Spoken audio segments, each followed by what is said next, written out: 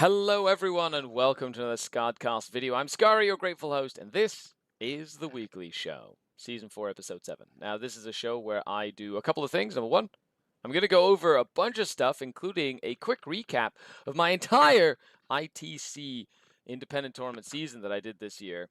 Going to go through some of the armies I played against, some of the events I went to, all that good stuff.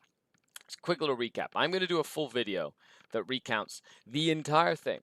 But you're going to hear me talk about like some things I learned, etc., etc. We're going to talk a little bit about hobby. I'm going to rant for a couple of minutes. Then we go to the Patreon questions, like all the weekly shows. And then we do a list clinic at the end where select patrons, Scourge, Trueborn, and Incubi level patrons, have submitted army lists all week long. And I get to read them and give you my thoughts. And hopefully that gives you some food for thought as well. But welcome, everybody. Thanks for coming to hang out. Now, this is normally a show that I do for patrons only.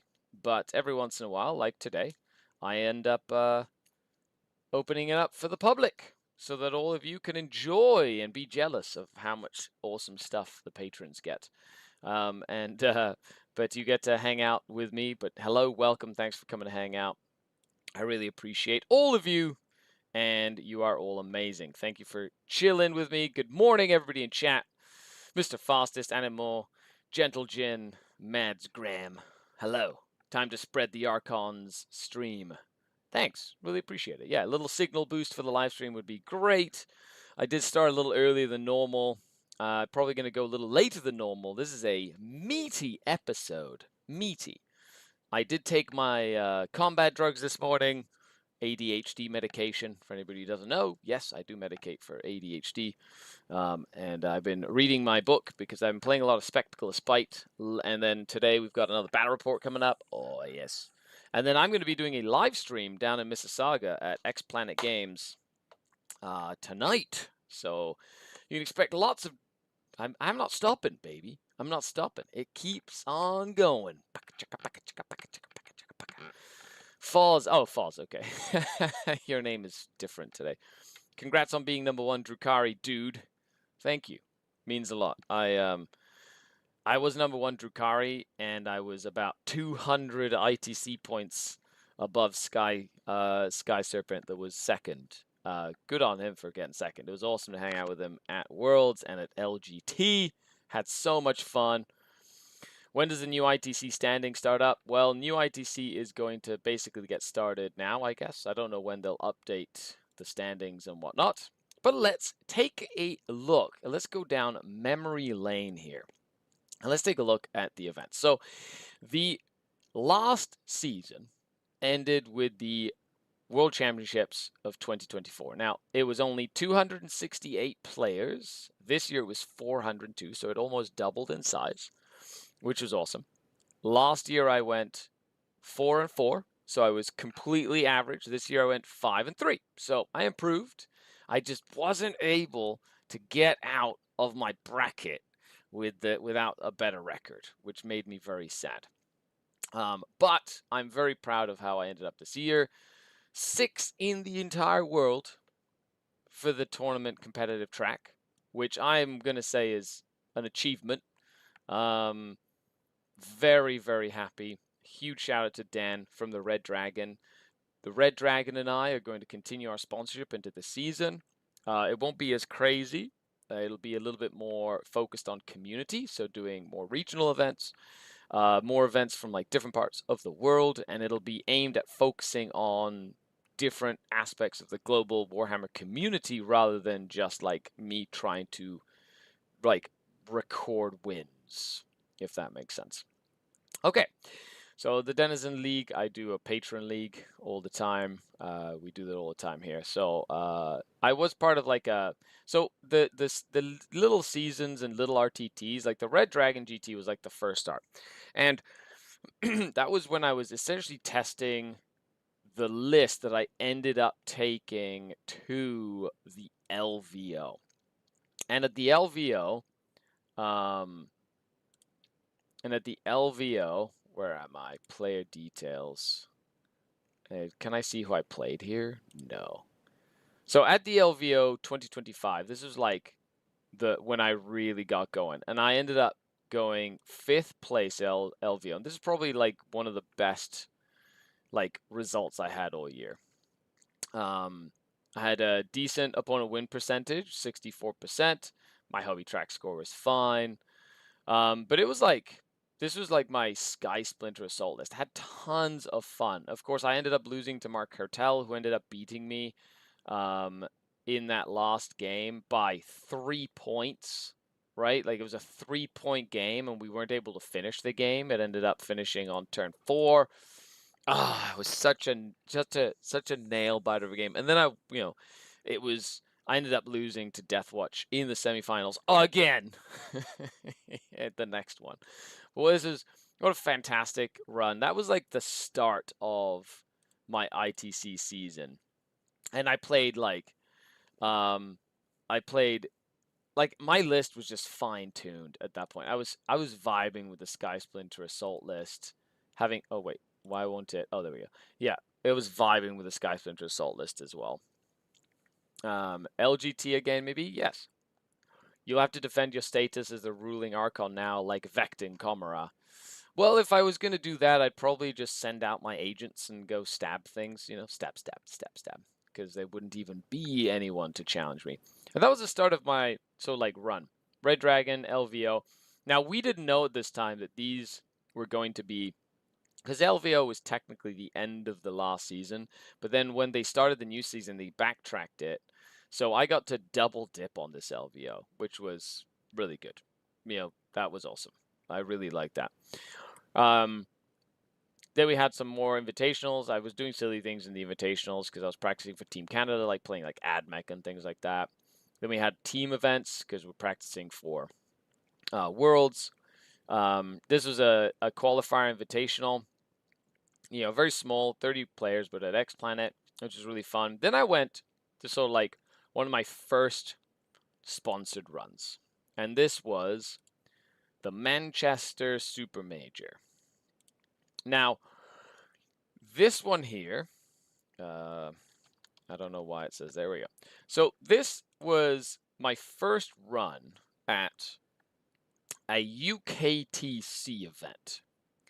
And I'll say that, it was definitely an eye-opening experience because, number one, I didn't really understand the UKTC sort of format. That was fine. I basically took my LVO list because I was running with it.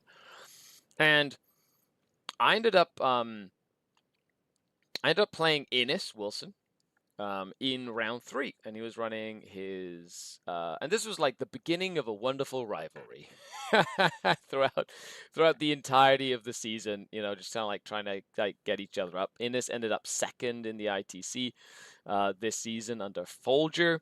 But, towards the end of it, we were all neck and neck, which was really fun. So he beat me at the Manchester GT, which kind of put me out of the contention and running. And then I ended up drawing against Necrons in the final round. And that was my first run. Ended up 57th out of, I'm not exactly sure how many players. So 57th out of 340. And this was like the first time I traveled. I ended up going to an event that was it was a full sponsor. Dan from the Red Dragon actually went with me and ended up placing higher, which was awesome. And that was like a really cool start of it. Just like getting my feet wet, of how it would run. Then we did a couple more team events. So we had Toronto Team Open. We had the Canhammer teams, so team event. Cool fun fact about the Toronto Open.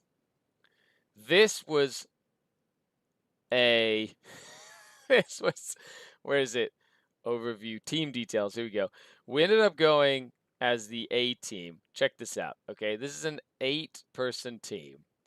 And Dan from the Red Dragon, we really wanted golden tickets. So we stacked the hell out of this team. We got TJ Lenigan, Riley, myself, Jeremy from StatCheck, Jack Harpster, Innes Wilson, Dan, and Alice. And we all we crammed so much skill into this team. We just went, and the running joke of this was that I wouldn't be finished my game. And like everybody would finish their game and they'd walk up to me and be like, it doesn't matter what you score. We already won this round. Your game is irrelevant. And it became a running joke because I was playing some big brain plays. And this was the first time that I played a couple of games into DACA Orcs, right? Because DACA Orcs were big around this time. And I kept on being like, DACA Orcs is not a big deal. Just play like an elf and you'll be fine. And this, I actually got to play him on stream a couple of times. So people got to see me beat unnerfed DACA Orcs. Which, in my opinion, was a great sort of like little bit of success and a bit of a... That was great. So that's where we got our golden tickets. So that was our golden ticket event. And then the rest of the season, we didn't really have to worry about getting golden tickets. And it was just a lot of fun that way as well. So, yeah. And then... we've got Crusade. Like I did play some Crusade.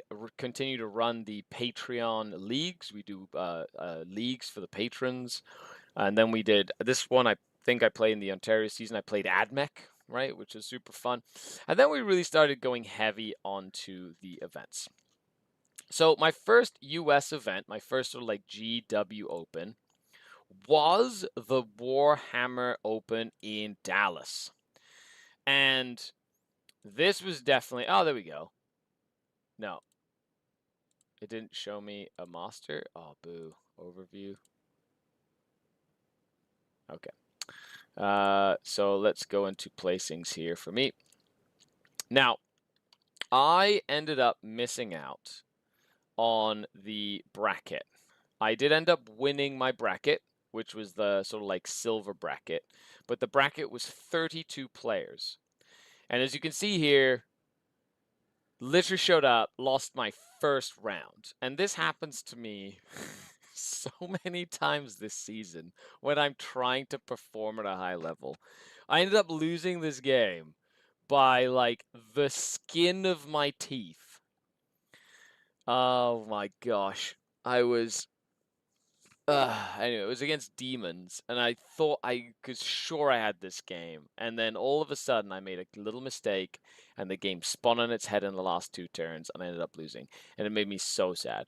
But you kind of like take a deep breath, you reset, and I went up and won every other game that I could play, and I placed as high as I could.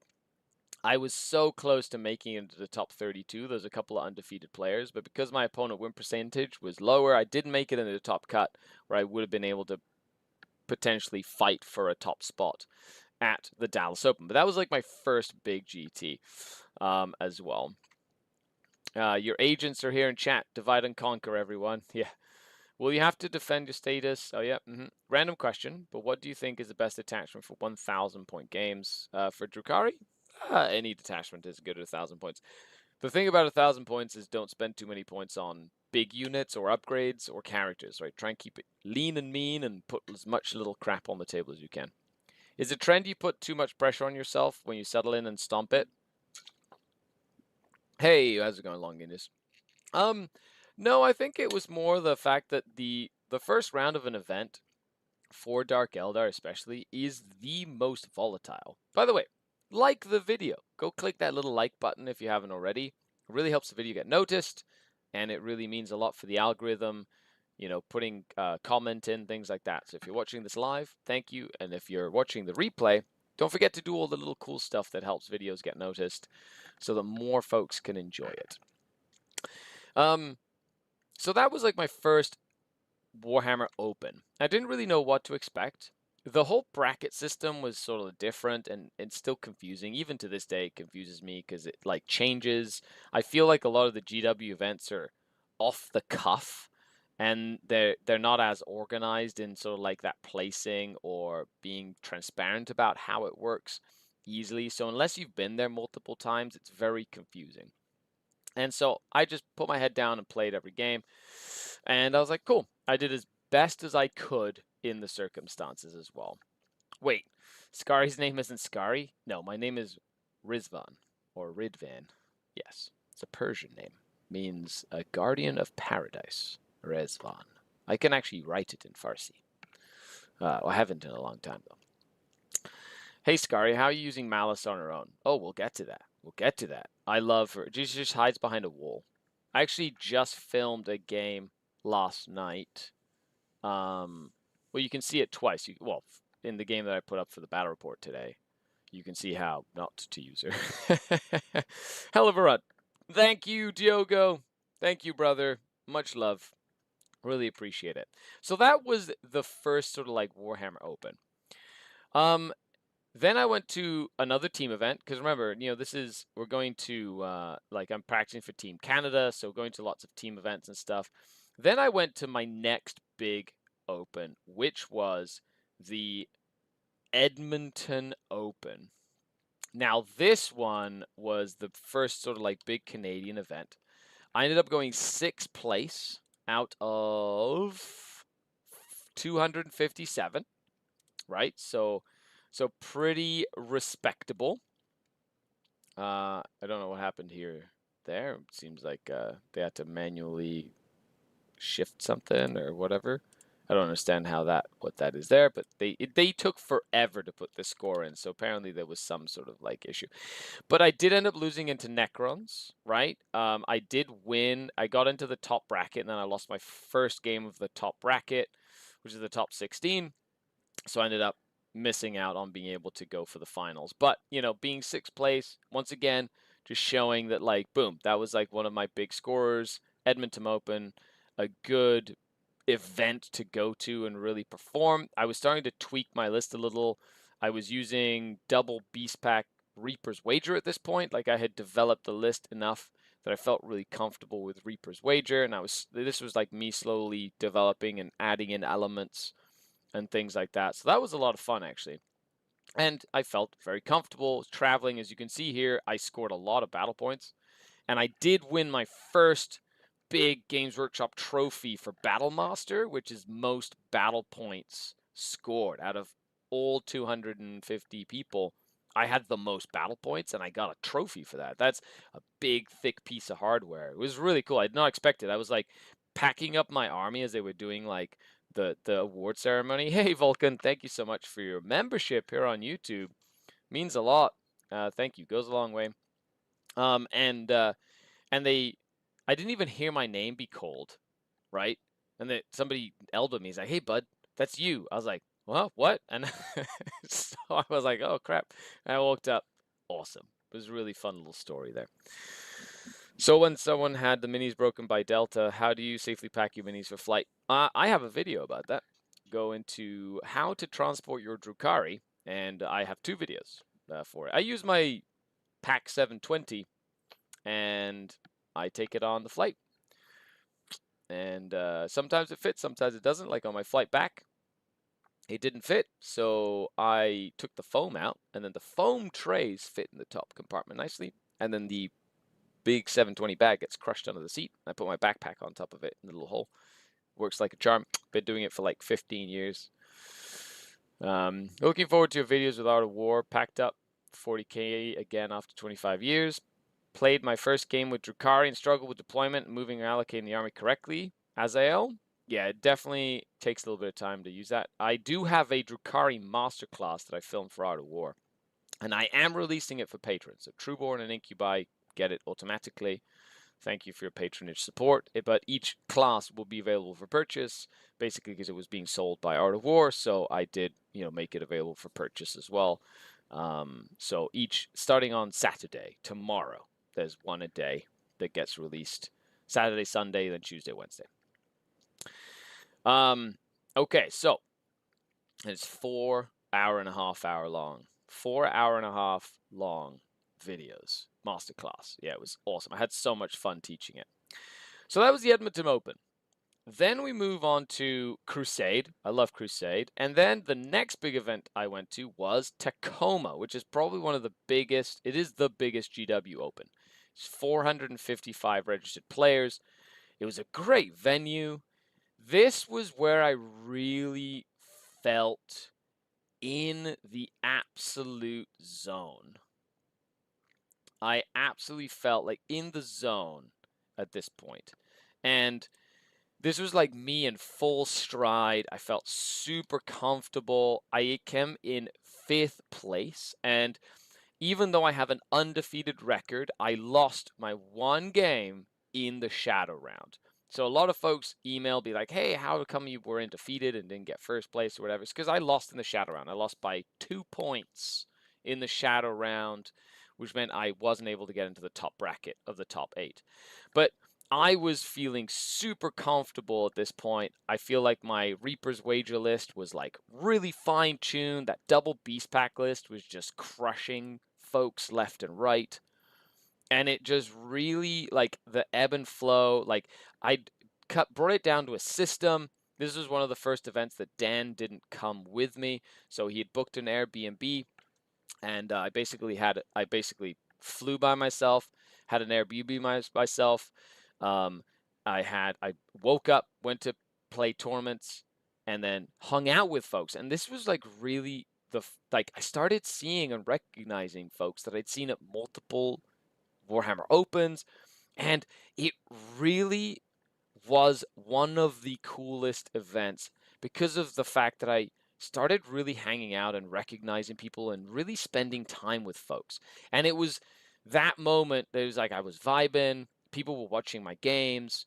I felt like this is probably one of the best events just in terms of feel and flow and community that I felt was the entire season. I really, really enjoyed Tacoma. And if you can sign up for Tacoma, I highly recommend it if they do it again. One of the best ones, like by far. Tacoma was intense. I'm doing good, Darkjaw. How's it going? Luckily, I is an incubi. Excellent. I'm looking forward to you enjoying that as well. Rooting for you. Thank you. Right, rip beast packs. Yeah, sad. They were in my shelf, in my Legends shelf. But even with the Legends rules, they're like insane. So if you ever play Crusade and stuff and want to take a beast pack, oh my gosh, they're just better in every way. I wish they would include shadow rounds like a separate column. Yeah, they don't really count though. Hey, Nurgle Matthew, I flippin' rocked it. Thanks, man. Really means a lot. So that was Tacoma, right? Then we had a little RTT that I ran for Team Canada. I went to the Warmasters GT. This was, of course, at the World Championships of Warhammer. Of course, the World Championships where Team Canada came in 9th place, I think. 9th place or 8th place. And we did great at the Warmasters GT. Was another one that I really wanted to sort of like do well at. I played the same list I ran at the singles, so it wasn't at the teams, so it wasn't a singles list. Came in 18th place. I drew one game early on and then lost for my chance to go into the finals against Olivier Weiss, the French captain, who he crushed me that game. Well, these are WTC scores. I made one mistake. He punished me for it, won. And it was such a bummer because he dropped out and didn't play the finals. Oh my gosh, I was so pissed. I love Olivier, but I was so upset at that because he played me. He respected me enough to play me and give it his heart out, but he couldn't play the finals. So even though he beat me, he dropped. And I was like, are you fucking kidding me? Well, pardon my language. I just demonetized this video. Are you kidding me, bro? Oh, man. But you know, it is what it is, and I give him a huge hug, and I love Olivier a lot. So anyway, that was like a great time. Of course, my focus during this was the World Team Championships with Team Canada, playing our heart out. We actually, for the first time ever, Team Canada played for a podium spot. We played against Germany. Germany gambled big at the World Championships and they rushed us and won, and they got a podium. And so we were in a position to get a podium spot. It was such an insanely cool moment for the Canadian national team. Now, this year, I have applied to be a coach. So I'm going to be a coach for Team Canada. And I'm not going to be playing on the team, but I will be going to the War Masters again, because that was really fun. I really like the level of play, and who knows, maybe I'll take something silly because I don't really care, right? I don't really care about, I just want to do community focused stuff, right? And then surrender. crush the hopes and dreams of the Archon, and then surrender. Tap, tap, right? Yeah. Next time they change my gather, I will try and channel all the pain. I wish you went to more events in the Midwest. I've only met you at Adepticon. I would love to go to as many events as I can. It is expensive to go to events. I was only able to go to this many thanks to Dan from the Red Dragon. But I would go to every event if I could. I do have a family, so I need to take it easier this year so I can actually see my 14-year-old son, you know, hang out with the wife and actually do stuff instead of, be away every single weekend. Because, like, this is a lot of GTs. Then I went to the Capital City Bloodbath, which was only like a 75-person major. So nothing crazy there. I was just having fun after WTC. Then I did the Port Credit Purge, which was 24 people, so a small little like practice event. Then I did the Studs of Snotlings, which was another team event, which was super fun as well. And then the crazy run began. Right? Crazy run. This was my LGT LGT Invitational, LGT GT, LVO, like 3-week trip in one go. This was insane. Now in the Invitational, I didn't do too well. I lost. I drew one, lost one out of the 4 games that I played, or 3 games that I played. So that was that. Then I went to the LGT, and this was once again. Once again, losing on the first round. Oh my goodness. So I was 71st out of 1,000 players, so decent showing, but I lost again by the skin of my teeth. That first round just got me again, and it's going to be like the nightmare that's going to haunt me till I'm old and senile. I'm just going to remember those times when I just like lost again, right? Oh my goodness gracious. So I ended up playing, what is it? Was this round 1? Round 2? Anyway, so all of these different things. So I ended up going, but you know what? I played my one, I lost one, and then I won every other one. I just put my head down and just did the best I could. Again, apparently I need an underdog story. But it was so fun. Travel to England, great event. I highly recommend the UKTC events. They're really fun. The sense of community at UKTC events is awesome. Like really, really good. And then I flew from London to Vegas to stay at Ben Jurick's house, which was awesome as well. And then in Vegas, ended up in 6th place. I lost my game 6, then made it to the shadow round even with a loss, and then won, and then lost a game as well. So, man, that was a crazy run. In this case, it does seem like they put the shadow round into the 1, 2, 3, 4, 5, 6, 7. Yeah, it seems like they put the shadow round into the actual score, which is crazy. Tacos and milkshakes. Hey, Folger Piles, what's going up, buddy? Congrats on your #1 score for the ITC. What a photo finish, my friend. And yeah, we actually, after the whole event, we went to get tacos and milkshakes. And it was so delicious. Folger was in 3rd. Ben Jurick was in 4th. Like, this was such a great, event. Had tons of fun. The new venue for LVO is awesome. I love the new venue. It was spacious. It was easy. It was not bad to get to. It was good. I really liked the new venue. Anyway, so that was LVO, which was really cool. And that was like a crazy trip. I literally slept for like 2 days after. Then I did the Mike Mudd Memorial, which is a doubles event. That event is one I do not miss. And I ran 2 more pods. And last but not least, I went to the World Championships of Warhammer, the finale of the event, of the whole thing. Folger getting #1 in the world, well done. And then Siegler winning the World Championships, right? And then I was all the way down like 137th. Wah, wah, wah, wah, wah. I lost 2 in the pod. Nail biter, close one by like 3 points again. Round 1. Oh gosh. And then I lost one. A fair and square game loss on the last round there.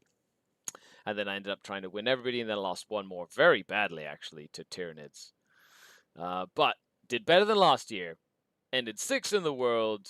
And you know what? I am very proud of this entire season. I'm very proud of it. I think I couldn't have done it without all of you folks that like hung out and gave me support and just like uplifted me over the whole journey, and the patrons and the Red Dragon and sponsorship, like the whole Art of War team. Like what I absolutely loved it.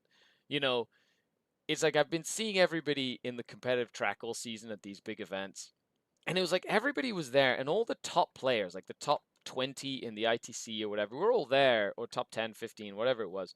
And it was so positive. Like everybody was kind of rooting for each other.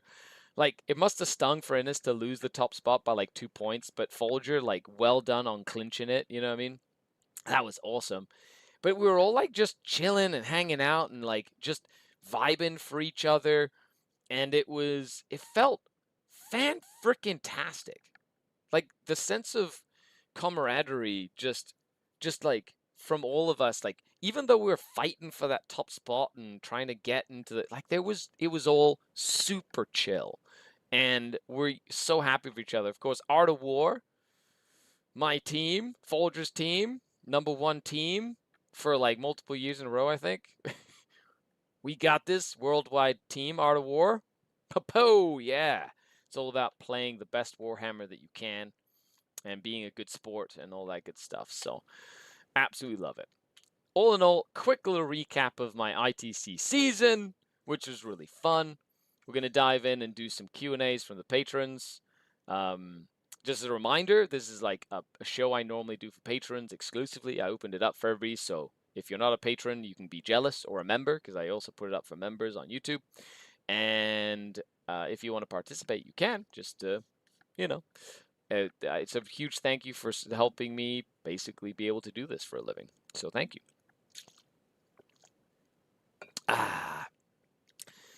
You could open a GT restaurant. Yes, absolutely. Vulcan, thanks, man. What's the next ranked Archon after you? That Paulie, what's going on? Sky Serpent, I did name drop you, Paulie. Just saying. That's right, #2 Archon. #1 in my heart, though, is Paulie, the Sky Serpent, with his beautiful orange Drukhari, and he was there at the World Champs. He did, yeah, it was good. I can't wait for you to crush the rankings. Me, fastest, thank you so much. Really appreciate it, Darkter. Don't worry, you'll keep on getting stronger, perfecting the new list. I can't wait. Congrats. Drukhari playing in the top 10 is amazing. I know. I did it with Index Drukhari and with the Codex. Like, Index Drukhari was like, I did not waver. I did not waver once. I got there without winning a single GT or Super Major, and all I did was be consistent. That's it. I was just as consistent as I could be. Had good mentality, played one game at a time, and you can do it too. However, I did learn that if you want to win, you have to win. So like, it was like I thought maybe if I'm just consistent, I could win by just being consistent, but it wasn't enough. I think you do have to win to win. So you have to like place in a couple of big events in order to really win the ITC. Like if anybody has a plan to try do it in the future. I have never lost in a tournament. There you go. Never ever. Just never. You always win. I think that really shows how hard it is to even win that first big event. Yeah, it is. It's not easy. You stayed faithful to Darkkin, did not fold to temptation to switch and chase the meta. Of course not. I have also never won. You have always won and never won. Yeah, makes sense. I think that is a very good way of looking at it. So with that, let's dive in to the Q&As from the patrons. So as Azael asks, "Hi, Scary. Congrats again on your run and being the #1 Drukhari worldwide. Thank you. That's 2 years in a row now. Incredible accolades for an even more incredible human being. Oh, you flatter me. Thank you very much. It would be keen to hear your thoughts on your list after your WCW games. What worked, what didn't, and what will you be changing? I'd also be super interested in your thoughts on the WCW lists of the other Drukhari players, especially the Talos heavy ones." I didn't see any Talos heavy ones, but maybe there was one. Congrats again. Thank you in case you get down. Of course I answer your question. I literally post them all here and I answer them all. Hey, Zinth, what's going on? Thank you very much. So, okay, so in order, thoughts after my list. So I did go over my list in the tournament in review. So I found very quickly that the list that I was playing was a little bit not fine-tuned enough for what I wanted it to do, if that makes sense. So I ended up, like 4 or 5 games in, understanding or feeling that I just wanted to change my list, and I submitted my list without enough practice with it, and then like 4 games in or 5 games in, I was like, you know what I wish I had? I wish I had done this and this and this and this. So like after the tournament, I'm like, okay, well, I don't need 6 strong jet bike units. I can just run 3 strongs. I need another unit of Hellions. Incubi were like meh. The Agonizer on the Archon was kind of meh as well.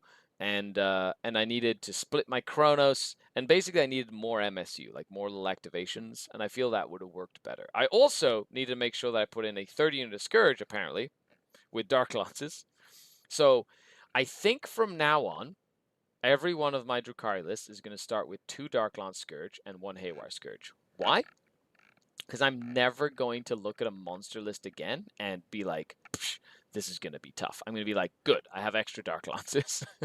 And I think that's going to be like, you know, the core of my list moving forward will be like how to kill big monsters. Because oh man, like it's like everything else is fine, but that's like the one skew that just gets me every time. Yeah, I did take out the Carbine Scourge as well. The Carbine Scourge were good, but they were like very situational. I think if they go down in points, then yes, but they were just like not good enough to keep, right? Always 15 Scourge, another 5 points in the next data slate. I know, right? They'll go up to 135. I'll still be taking 15. I also added in Arc Raider into my Archon, gave him a Huskblade, where he runs into Venom, and then Malice goes by herself because she's awesome. As for the other Drukhari lists, so like Steve Trimble's like Spite list, like I looked at it, it's fine, but I've fine-tuned it now. I've played 3 games now with Spectacular Spite in this week alone, and I've already fine-tuned it to a point where I think it's way stronger than what Steve Trimble played. I'm going to play it on stream tonight at on X Planet Live. I don't know what I'm playing against, but I'm playing it, and I fine-tuned it, and I freaking love it. It is so fun, and I said this from the beginning. Little Spectacle Spite was very, very good. I just played Reaper's Wager because I had the most practice with it, and I wanted to make sure I could leverage that practice, which is why I run it. Having nearly succeeded in driving the bomber to 300 points, Scary sets his sights on Scourge. It does work on parking lots as well, yeah. I think we take 15 at 150 points assassins. I know, it's like, they're like the only anti-tank we have that's good. Solo Malice, is that a thing? Oh yeah, Solo? Solo Malice is the way to go. She doesn't need no help. She is a boss by herself. You just deploy by herself. She runs into the middle. She's like my new Orion Rakarth. Like, honestly, that's how I'm using her, and I love it. It's great. Do you think this? Do you think Spectacle of Spite is stronger? I think it has its value. I think it is going to be solved because it's a lot of like gotcha-y style stuff, so people will figure out how to play against it. But something I love is just a crazy primary denial because you have lots of little units of witches that are super cheap, and it's very hard for your opponent to like be able to do everything they want to do. The hardest part for me as a Spite player is command point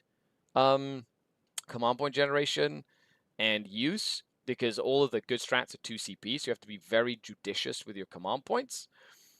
I will say, though, I charged a unit of Hellions into something last night, and I had the +1 combat drug, +1 attack combat drug, and I had the paint token on the Hellions. They go up to 6 attacks each. That's 60 attacks from a squad of 10 Hellions. It was wild. They just like nuked whatever they touched. They were like, nuke, nuke. It was so good. Anyway, is that how you decided on your strength spite list? Keep as much of your previous list there as possible rather than going full in cult. Yeah, so the way that I've done my Spectacle Spite list, there's a couple of things I will always take. I will always take Mandrakes, I will always take Scourge, an Archon, a Malice, and a Cavalite Warriors, right? Like, those are sort of like the things that I need in every list in order to play the game of Warhammer. Because that offsets the bad matchups in singles. Like, if you're playing teams, you could say, well, let's take out the Scourge and just double down on Witch Cult stuff, for example. But if you're playing singles, like the Scourge have been fantastic because they let you crack open transports and things like that to get to the juicy insides, and also allow you to sort of screen out the board or have like some late game, like faster units that can then score points and things.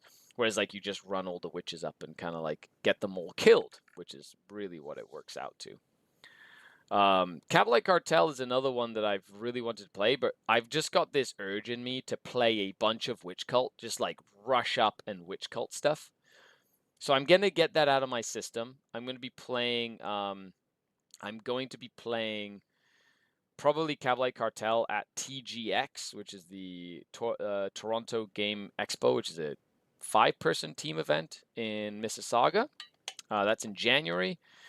And then I'm going to Wet Coast, the Wet Coast GT. We're going to try and organize something, a filming session with Play on Tabletop while I'm there. And then Dan and us are going down. It's going to be my first sponsored event for next year. Oh, it'll be super fun. My local group plays with Legends. I can't wait to try Beast Pack and Spite. Oh my gosh, that would be so good. Okay, moving on. Archon Morsan asks, what is the easiest Dark Elder attachment to pilot? I would say Real Space Raid. Would minimize the unit types be viable? For example, could you win and keep cognitive load down using a list with limited unit choices? I've got a dozen Reaver Jet Bikes and 15 Mandrakes, hoping you would say yes.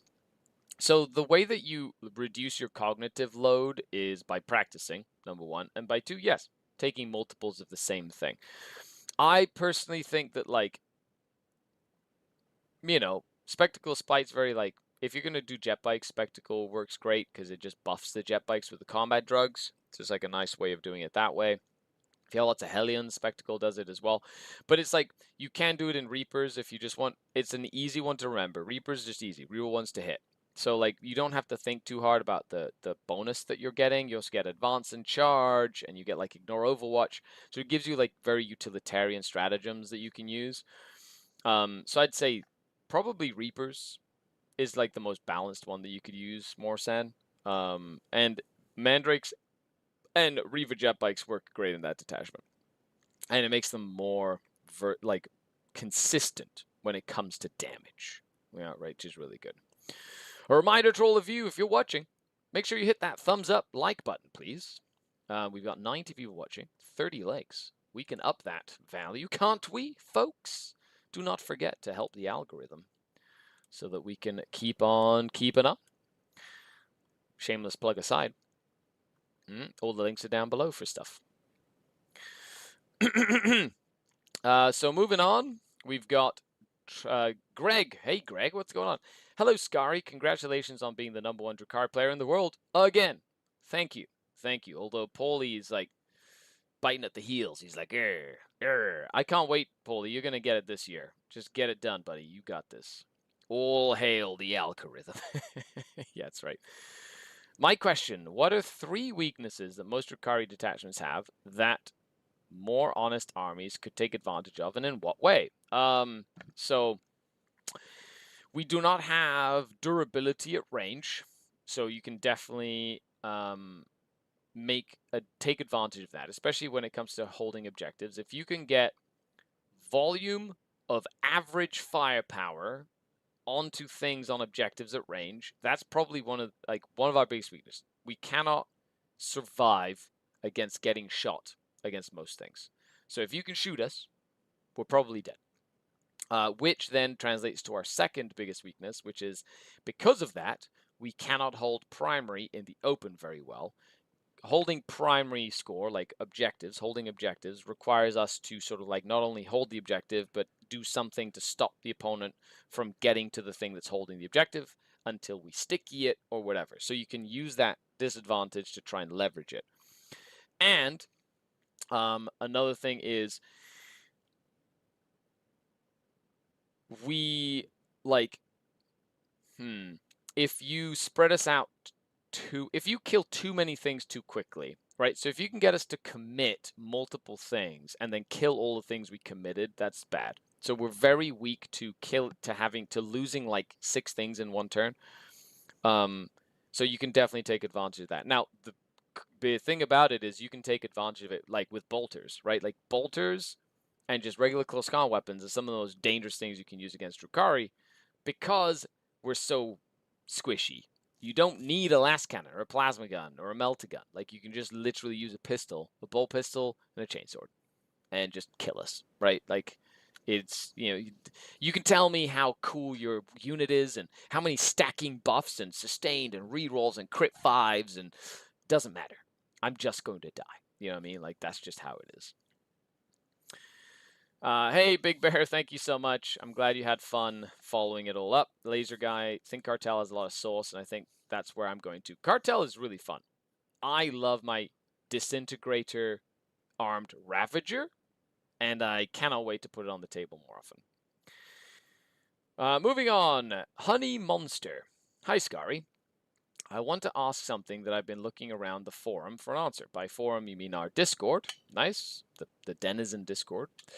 If one is not too concerned about aesthetics, but more into complex, fast, and fragile playstyle, why, would you say, should one pick Drukhari over Eldari at the moment? Best regards.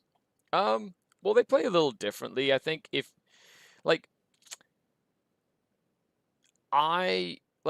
you're not miffed about what elves to go for, Eldari right now have probably the more versatile style armies. They have like better hammers and a lot of like very good detachment rules and just army rules in general. So if you want to do Dark Eldar, we're a little bit faster. We tend to have more units. We're definitely more fragile.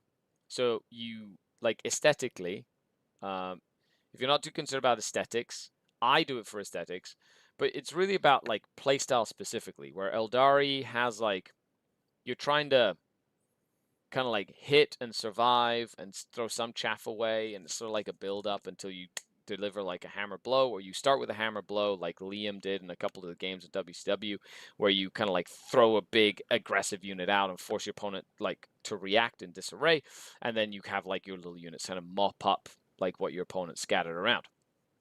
Whereas Drukhari, you have to have a reckless abandon for the lives of your models and not really care about what is living or dying, but it's more about the leverage that you gain for the death of each of your models. And that's really how I look at it. So it's like a different thought process, right? With different sort of like unit choices and things like that go into it. Drukhari, melee, Eldari, shooting. Sure, Drukhari do have a bit of a melee sort of like bias, and their shooting is not nearly as good as the Eldari. So yeah, I guess Drukhari are a bit more combat-y, right? That sort of thing as well. But that's a good sort of like breakdown there. Hopefully that answers your questions, Honey Monster. Meadows asks, what is your favorite model from an aesthetic standpoint? The Tantalus. The Tantalus. The Tantalus. It's a legendary model. I have 2 of them. Where are they? They're in a box. Down that way. Ready to be put in a legend shelf. Legend shelf. The Tantalus. I love my Tantalus. How do you choose? Tabula Zero says, how do you choose which unit to keep in strategic reserve and which to deploy on the board? It varies from game to game. Usually I'll have like at least one deep striking unit like Hellions. I'll have like one unit bikes like in Strat Reserve because it's a fast moving unit that can move like 24 inches to contest an objective off of a rapid ingress.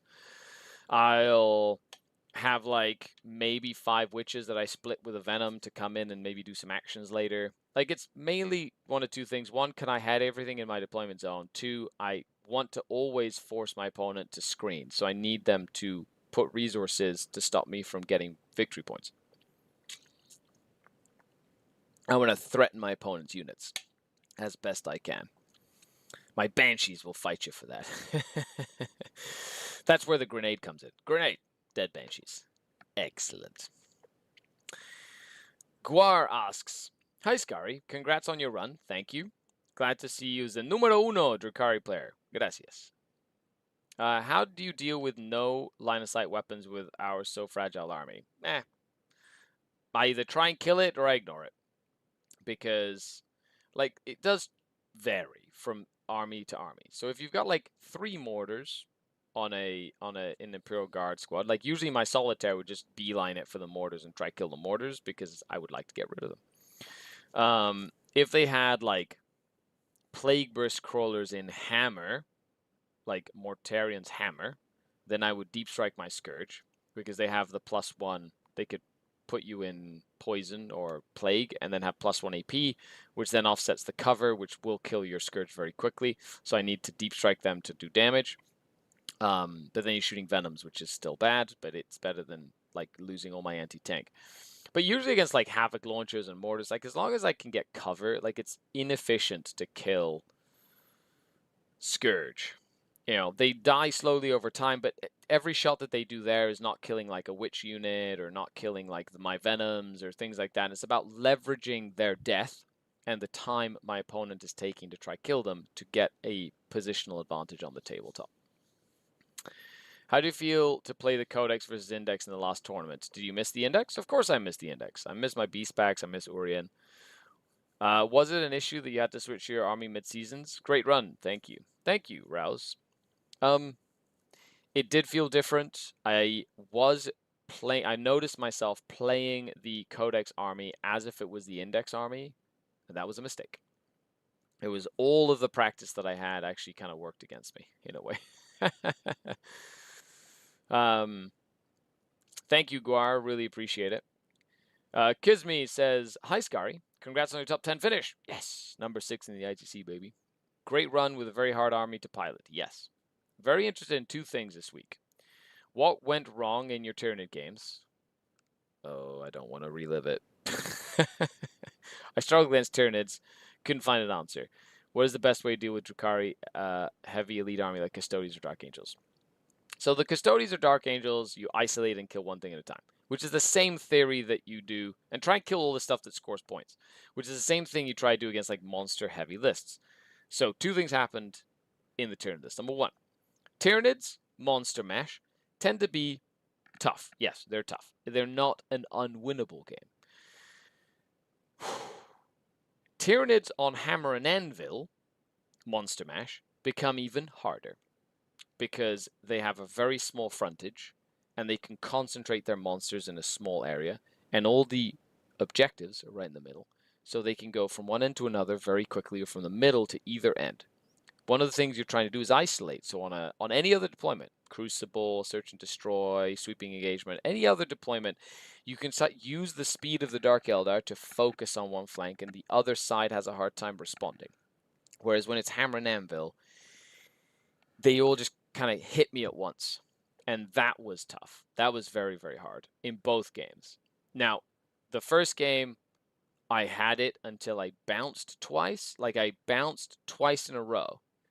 And that was something I couldn't afford to do. I can bounce one turn, fine. I bounced twice. So on turn 4, my opponent had 4 of his big monsters with 2 wounds each. You know, I almost tabled that list. He only had Zoanthropes at the end of the game, and I had no army left. But he was just able to win that because it didn't flip. That sort of like, that critical mass didn't flip, and I wasn't able to score primary. It was just, like, it just didn't go my way. The second game was Hammer and Anvil as well, but take and hold, which was even worse. So the mission compounded the how hard the matchup was, because in that deployment he could just shove up, and this was Crusher Stampede. Who in the hell plays Crusher Stampede nowadays? Apparently my opponent. It was a fantastic game, great opponent, had been playing the same list for 2 years, right? So faction expert in his own right, and he just shoved all his monsters at me. And I made one screening mistake. An auto-explode Tyranid killed 3 of my screen, opened a big hole, and he was able to come around the flank and tag all the units I was going to use for the next turn, my big Reaver jet bike unit and things like that. And that just changed the whole dynamic of the game. So I made one mistake in screening, which opened up a big gap. He got primary. He got into my next unit that I was going to use to stop him from scoring primary, and it just kind of started going downhill from there. And that was just me not measuring 6 inches, right? That was just a mistake on my end. Not that it was an unwinnable game, but now I'm putting in more Dark Lances. Why? Because I want to kill big stuff. Hey, Scary, well done on the ITC season. Really great to have you on our podcast and meeting you at LGT. It was awesome. Wish me luck. I'm taking the Darkkin for a spin at UKTC. Nice. Have fun. Enjoy yourself. I feel like it was really unfortunate for you that the Codex came out at this time. It is what it is. I love the Codex. The Codex is awesome. I just didn't have enough practice with it, right? Great. Codex is great. Lots of new stuff to play with. I just didn't have enough practice. Moving on. Owl Duke. Hey, Scary. What is your opinion on the new Carbine Scourges? I like them. With the new Codex release, you predicted they'd be a difficult-to-use tech piece. What are your current thoughts on them now? Difficult to use tech piece. They're a nice to have, not a must have. Because of their point cost, right now, if I could find 5 points, I would always take 5 more Hellions over them. Right? Because Hellions would just be better in almost every single way. And if you don't have 5 points, 3 Reaver jet bikes would probably be better than them in every single way. So they're like okay. You know what I mean? Like, they're just a little too meh, right? But they're nice. They're nice to have if you build a list around it, sure. I do like that dropping down and grenading something, but it did bite me in the butt a couple of times. Like, in my first game, I was like, aha, drop down, grenade a Lictor, do 0 damage. Uh-oh, shoot Lictor with all the guns, do 0 damage. And then Lictor charges me. Like, it was just, that was like, it was bad. Lucky Jack.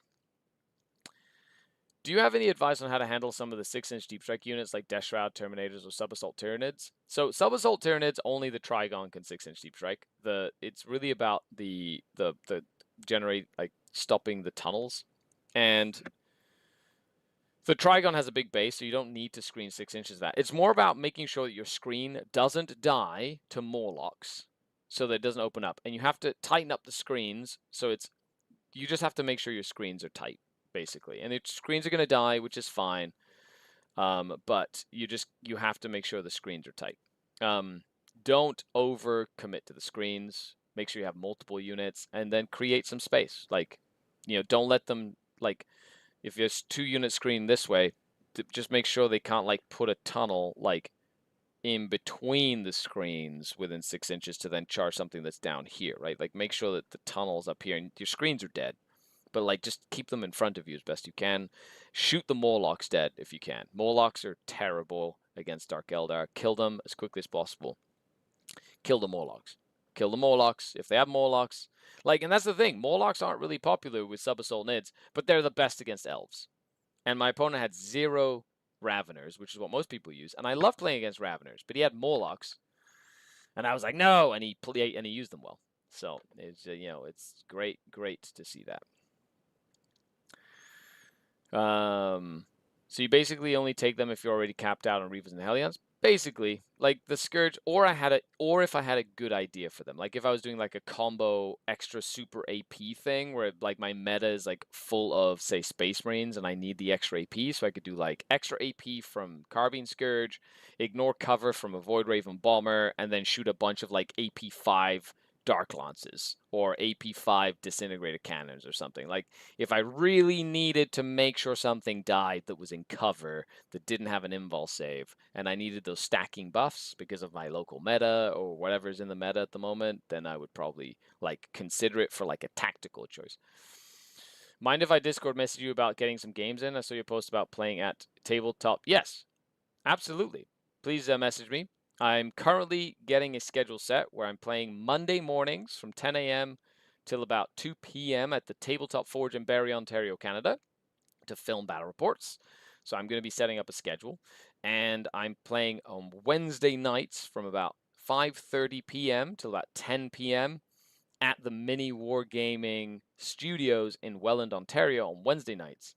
So I'm going to be trying to film a lot more battle reports. So if you are interested in playing me and you want to come up to Canada or you're in the region, make sure that you message me and I can schedule you in for a slot as long as your stuff is painted and like WYSIWYG, basically. Don't tell me that that last cannon is a heavy bolter, please. Simple Warhammer. There's a thought about the difference in playstyle between Adar and Drukhari. Consider aesthetics might actually change how you play. The aesthetics are fundamentally part of the game design. Sure. Both in terms of how you place and move things and how it feels to play. I generally think the way Drukhari look impacts the choices that our opponents and us make. Yes. I'll get on a play from Scotland. Come on, Vulcan. Let's go. Come and hang out at Mini Wargaming for a week. Message Josh. Get involved in one of the campaigns that we're running. And then play me on a Wednesday night. Moving on. Flowers says, how do you find yourself contesting the middle objective? What is the best way to ensure you keep control till your next turn? I very rarely keep control of the middle objective, unless I'm absolutely slaughtering my opponent. I try and stop my opponent from holding the middle, stop my opponent, so I kill them off the middle, contest their expansion, and I really try and hold my expansion. That's sort of like the thought of play. If you can execute that properly, you're probably fine. Franco asks, hey, Scary, what do you think of Spectacle Spite? I love Spectacle. I've loved it since I played against Nick Nanavati in the battle report for the release, and I said, this is an awesome detachment. I mean, what is your opinion of the good matchups, and what matchups are you dodging? I don't know enough to know that answer. So stay tuned, Franco, as I learn myself more. But as of right now, orcs are okay. Sisters of Battle are okay. That's my thought process. Crazy Disc says, greetings, High Lord Archon Scary. Congratulations, by the way, Crazy Disc, on being the #1 Drukhari player in New Zealand. Well done. And being the New Zealand Scary, as we discussed yesterday in our coaching call. Fantastic. Well done. That is a lot of hard work paying off. So good job. Can you share some insight into mentality it takes to remain neutral, positive when games are going sideways? Bad rolls, big errors, misjudgment. I mean something. I'm thinking of round 1 at WW. Well, I will say that chronic optimism, which it's funny, we were talking about this on the podcast, how my optimism rubs people the wrong way. I get, like, I know people I know that, like, really don't like that I'm positive when things are going bad. They're like, how are you positive? Grumble, grumble. And it just irritates people. You know what? Fine. You can be irritated about my positivity. I'm, look, the thing is, at the end of the day, I've made a very conscious effort of knowing that this is, or making sure that I remember, this is a game. And I have a bed to sleep in. I have food to put in my belly. I have clothes to wear. I've got a roof over my head. Nothing is worse than, like, nothing can be bad. You know what I mean? Like, it literally, like, everything else is just an attachment to this material plane, you know, like an attachment to just physical things, or an attachment to an idea or a thing. I've got goals. Was I sad I didn't hit the goals? Yes. I'm very proud of the work I did. I'm very happy with the community. I'm very happy with just developing a structure. But when I lose a game round 1, I'm not going to quit, you know? It's more than just me winning a game of Warhammer. It's about the journey. It's about putting my money where my mouth is. If, you know, it's about being consistent, compartmentalizing each game. And if I cannot showcase that myself, how can I teach people how to do it? You know what I mean? Like, how can I teach someone how to remain calm and positive if I don't do it? So it's about understanding that I teach this, so I need to live it. And I also understand that at the end of the day, it's more than just a game. It's about hanging out with people. So I find the things I'm positive about. And then I critically like look at, okay, I mismoved that unit. I didn't screen this properly. And I learn and I put that in my brain, because then it becomes a practice game. It becomes something of a test. The fourth game I lost, or the second game I lost, sorry, at WCW was against Xavi from Team Mexico. And he was playing the Shadowmark Talon, right? And that was my first time playing Shadowmark Talon, once again on Hammer and Anvil for some reason. It was a Hammer and Anvil or a Tipping Point or something. My first time playing against it. And so it went badly for me. But I used it as a practice. I was like, okay, so I'm probably going to lose this. Around turn 3, I could see it was kind of flipping. So I was like, you know what? I might as well just practice and see, you know, what happens. So I started doing things like, oh, I'm going to do this. I'm going to see about this. What is the damage output of that? Can I get away with something like this or that? Because that is all information that I will use the next time I play Shadowmark Talon, and I will not lose that next game, right? So it's about the lessons learned, and that keeps me positive, because it's not the one game in that moment. It's the 10 years from now. It's every year. It's every game over 10 years. It's a decade-long experience, you know, that is building off of 30 years of experience. You know what I mean? Like, it's not the beginning, it's not the end. It's just part of that journey, right? Hey, Scary, Ari here. It was awesome to meet you at WCW. It was awesome to meet you too. Wanted to say a huge thank you for all your advice. Going to competitive 40k my first season was super fun finish at WCW. Awesome. I'm very glad you had a good time. I finished second in North America after you, of course. That's right. Couldn't be more happy about it. So thank you. You're very welcome. Well done, Ari. So that's fantastic. Who was the Crusher Stampede player you struggled with at WCW? One of the two was local from here, so just wondering. Great run. Kyle, Kevin, Kirk, started with a K. Either you win or learn. Exactly. Great attitude to have. Almost no game is decided by dice, but your decisions are your opponents. Correct. Like, dice we're gambling, right? It's literally gambling.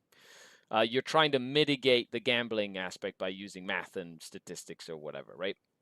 And using, like, you know, all the keys to playing Warhammer. But yes, in every game, even through the dice, I could be like, I actually should have moved this unit here or there, because that would have given me a better chance to do this or that, right? Play with them and enjoy the social time with another person. Exactly. Tried 10 Mandrakes today. They surprised me. How do you use them? I use them as like a nail in the coffin unit. If I really need something dead, I focus fire, and my Mandrakes are part of that focus fire. And then towards late in the game, they're a good rapid ingress threat, which can actually clear an objective of like any dregs my opponent has left at the end of the game. They also are a great expansion objective holder on big open maps, because if they loan up a team, and it forces your opponent to get close, and then you can pounce on your opponent's units. Not really good in SSA and Raiders similar, are they? Yeah, they're good in all of them. I love Mandrakes are great. They're very, very good. 10 Mandrakes and Malice in a list are great to screen out infiltrators as well, then just redeploy them. Yep, I'd use them for that too. Big open spaces. Anyway, that was a great Q&A session. Let's dive in to the last little bit of the show. The mighty and coveted list crunch. That's right, that's where you, the patrons, if you're a Scourge, Trueborn, or Incubi level patron, you can submit an army list every time I do a show. I will read your army list and give you my thoughts. I spend a few minutes on each list. It is a Warhammer 40k list clinic, and I will give you my thoughts. So if you are developing a list or curious about my thoughts on specific lists or meta archetypes or whatever, stick around. We're going to be looking over these lists, and they're from all different factions. We've got Admech, we've got Chaos, we've got Drukhari, we've got a whole variety of lists, and I'll just give you my thoughts, you know, and hopefully that helps you develop your list concepts as we go. And this is, of course, a perk of the patrons as well. So thank you so much for your ongoing support. The links to all of that are down below. The Discord is free to join. And of course, any support is greatly appreciated, as this is literally my full-time job. Okay. How will you use the 2 solo Chronos? Just big bodies on expansion or other strategic use outside of pain token gen? 2 Chronos solos are more for screening and kind of sitting in little, just taking up space. And sometimes they do sabotage or recover assets or whatever, and sometimes they flame. If I'm taking them solo, I'm running them without the butt gun for the pain token regen, which is more consistent as well. So let's start with the first list. Hi, says hello there. Congratulations on reaching the end of your challenge. Love the dedication. Well, thank you. It was really fun. A lot of work. This is a list I've been tinkering with for Spectacle of Spite to be used in a Teams context, okay? After I got paired into 40 Zerkers in my last double Haywire single Dark Lance anti-tank list, it just felt like I needed to lean into something faster and more threatening. Sounds about right. So here is a melee objective control pressure list. So Drazar, Ravagers, and Witches. Interesting on the Ravagers. So Drazar, Lilith, Succubus, Succubus, Succubus, one with the +1 damage, one with the fights first, once per game, and then one with nothing. See, I'm not a fan of Drazar, but then again, I haven't really tried Drazar solo very often. So I'm not a fan of him because I haven't tried him, if that makes sense. 10 Witches, 10 Witches, 10 Witches, 10 Witches. Great. Witches are very good. 5 Mandrakes, 5 Scourge with heavy weapons, either Haywire Dark Lances, 10 Hellions, 5 Hellions, 5 Hellions. Good. I like that combo. 6 Reavers, 6 Reavers. That I don't think you need 6s. To be honest, I learnt that 6 Reaver jet bikes are a little bit of a... I overhyped them after playing them multiple times.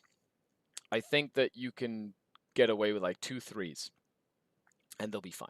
And then use those points for something else. 1 Ravager with Dark Lances, 1 Raider, and 4 Venoms to split all the Witches. If you have the Raider, you can drop a Venom. Because one of the 10 strong Witches can just go in the Raider, and you have 1 bigger hammer brick. I love sending the Chrono Shard in the Raider for the fights first, because it's a stupid threat range. Like, get out 6, move 8, that's 14 inches, 15 with an advance, potentially more, and then you can re-roll potential advances if you have the Succubus in there with a pain token, and then re-roll charges as well. And then you get them in, you kill something, and then the fights first unit is just sitting there. And then they can challenge met into something and then pop their fights first, even if your opponent like counter charges you, and then like continue to punch stuff. It's a very good combo. And out of the Raider, it's great. And if you have a 10 strong unit, it's quite good.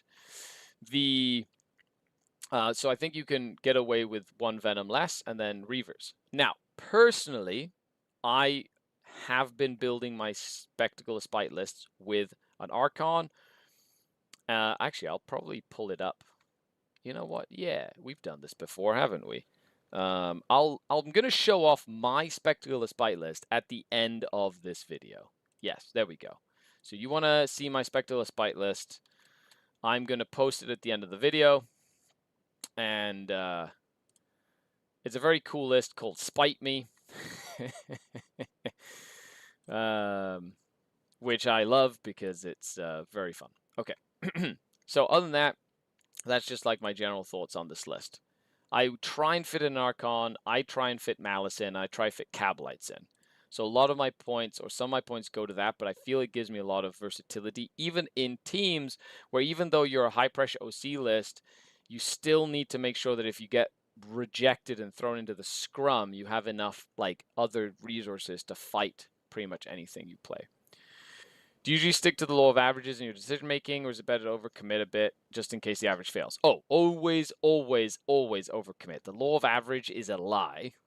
Do not ever think that averages will win you games, ever. If I need to kill a tank, every anti-tank weapon I have is pointed at that tank. And hopefully I kill it fast, so then the other units can sort of pivot to the next target. But if not, then I've given myself every opportunity I have to kill the thing I need to kill. And it's just, yeah, the law of average lies. Yes. Overkill, overkill, overkill. Yeah, being able to sticky any objective is very, very, very useful. So hopefully that gives you a heads up high. Sam, baby's first wager list. Awesome. Love it. Let me just get rid of that. Hellions are there for skirmishing shenanigans. So we've got Lady Malice, Lilith, a Solitaire, an Archon with a Huskblade, and the Conductor of Torment, an Archon with Webway Walker. So double Archon, Solitaire, Lilith, Malice. Okay. I'm not a fan of the Conductor of Torment. Personally, I think you can save 20 points. That's just me. And Webway Walker is a hit or miss. I personally prefer Arc Raider.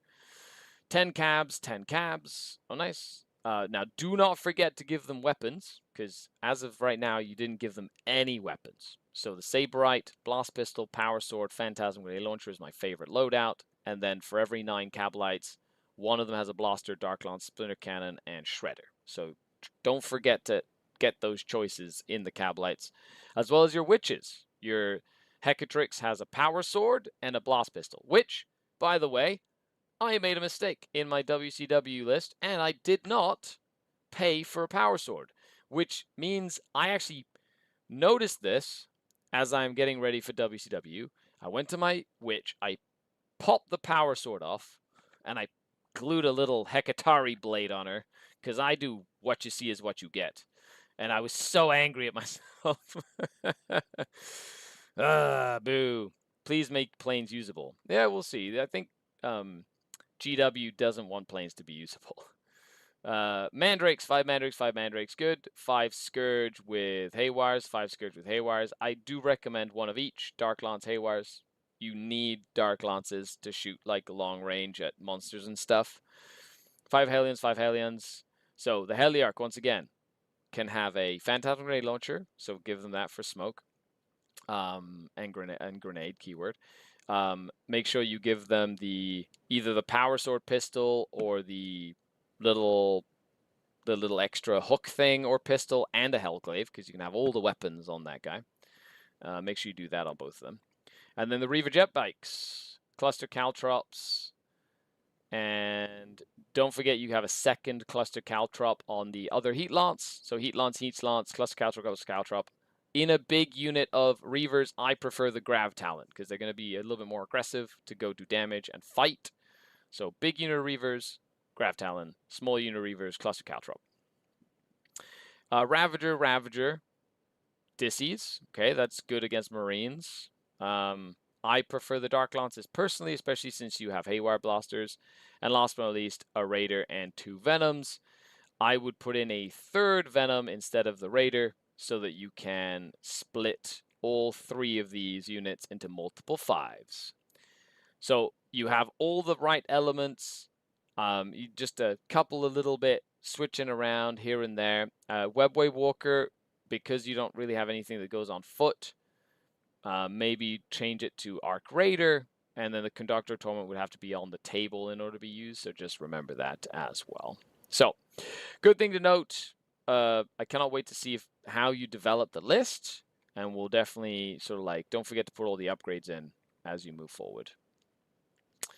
Did it end up mattering? In actually 2 games it mattered, because it came down to me like fighting like in cursors against like Blood Angels and like Space Marines and stuff, you know, and me going, oh, great, I'm strength 3, you know, or strength 4 with Lilith. Whoop-de-doo. I wish I had an extra pip of AP and anti-infantry 3+, and an extra attack. Like, yes, it mattered in more game than one, Paulie.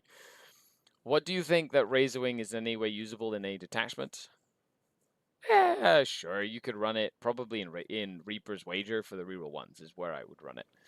Scar, do you think still Conductor Torment is not worth it, even though you're running no Harlequins, working on a 1K list? Yeah, Conductor's 20 points. It's too expensive. It's not worth it in my opinion. Yeah, it is rough. I was so sad when I noticed that I made that mistake. Moving on. Tabulacero 2 says, Dear Archon Scary, congratulations on your WCW run. Following your advice, I have redone my list. More Venoms, less Talos. Okay, excellent. Let's take a look at your list, because this is you developing your list. Awesome. Use it all. Real Space Raid for beginners. Nice. I still think Real Space Raid is a great beginner Drukhari army, so if you're having trouble winning with Drukhari, try Real Space Raid. Gives you lots of pain tokens that you can use for all the abilities. You can Use them liberally for all your Scourge. Great stratagems as well. CP, like you get extra CP with like the Labyrinthine Cunning, which gives you access to all your stratagems. It's very efficient detachment. Raven Guard guy just got napped to the Dark City. That's right. Took him back. Yeah.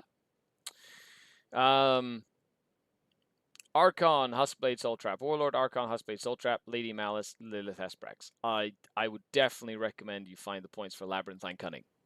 The best enhancement in the entire codex, may I add. 10 cabs, 10 witches. 4 venoms, 3 hellions, 3 units of hellions of 5, 1 unit of 5 incubi, 2 units of 3 reavers, 2 units of 5 mandrakes, 2 heavy scourge, 2 talus. This is a beginner list, so I'm inclined to duplicate as many units as possible. Very good. You actually could drop 1 venom. Not really. Just because of the incubi. You could drop the incubi, actually. And then drop a venom. Drop the venom, drop the incubi. You don't need them.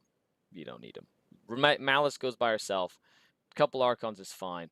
If anything, you drop the incubi, you add the enhancement, and that gives you 70 points. So you can add a 3rd unit of reavers. I would prefer that, to be honest. Unless it's 25 points for the enhancement, in which case you add another unit of whatever it is. I don't know. You could probably add a Chronos for some pain token generation, or a little like chunky unit. However, do you think that 2 units of Cabalites are too much? No. If you're starting off, Cabalites are great, especially with the double Archon. Like 1 unit can go with the Archon on foot with the enhancement, and you can use the Fire and Fade stratagem to move in and out of from behind a building to like move out, shoot, move back, and then use the enhancement, while the other in a Venom can shoot and scoot from inside of a Venom, so it keeps you posted.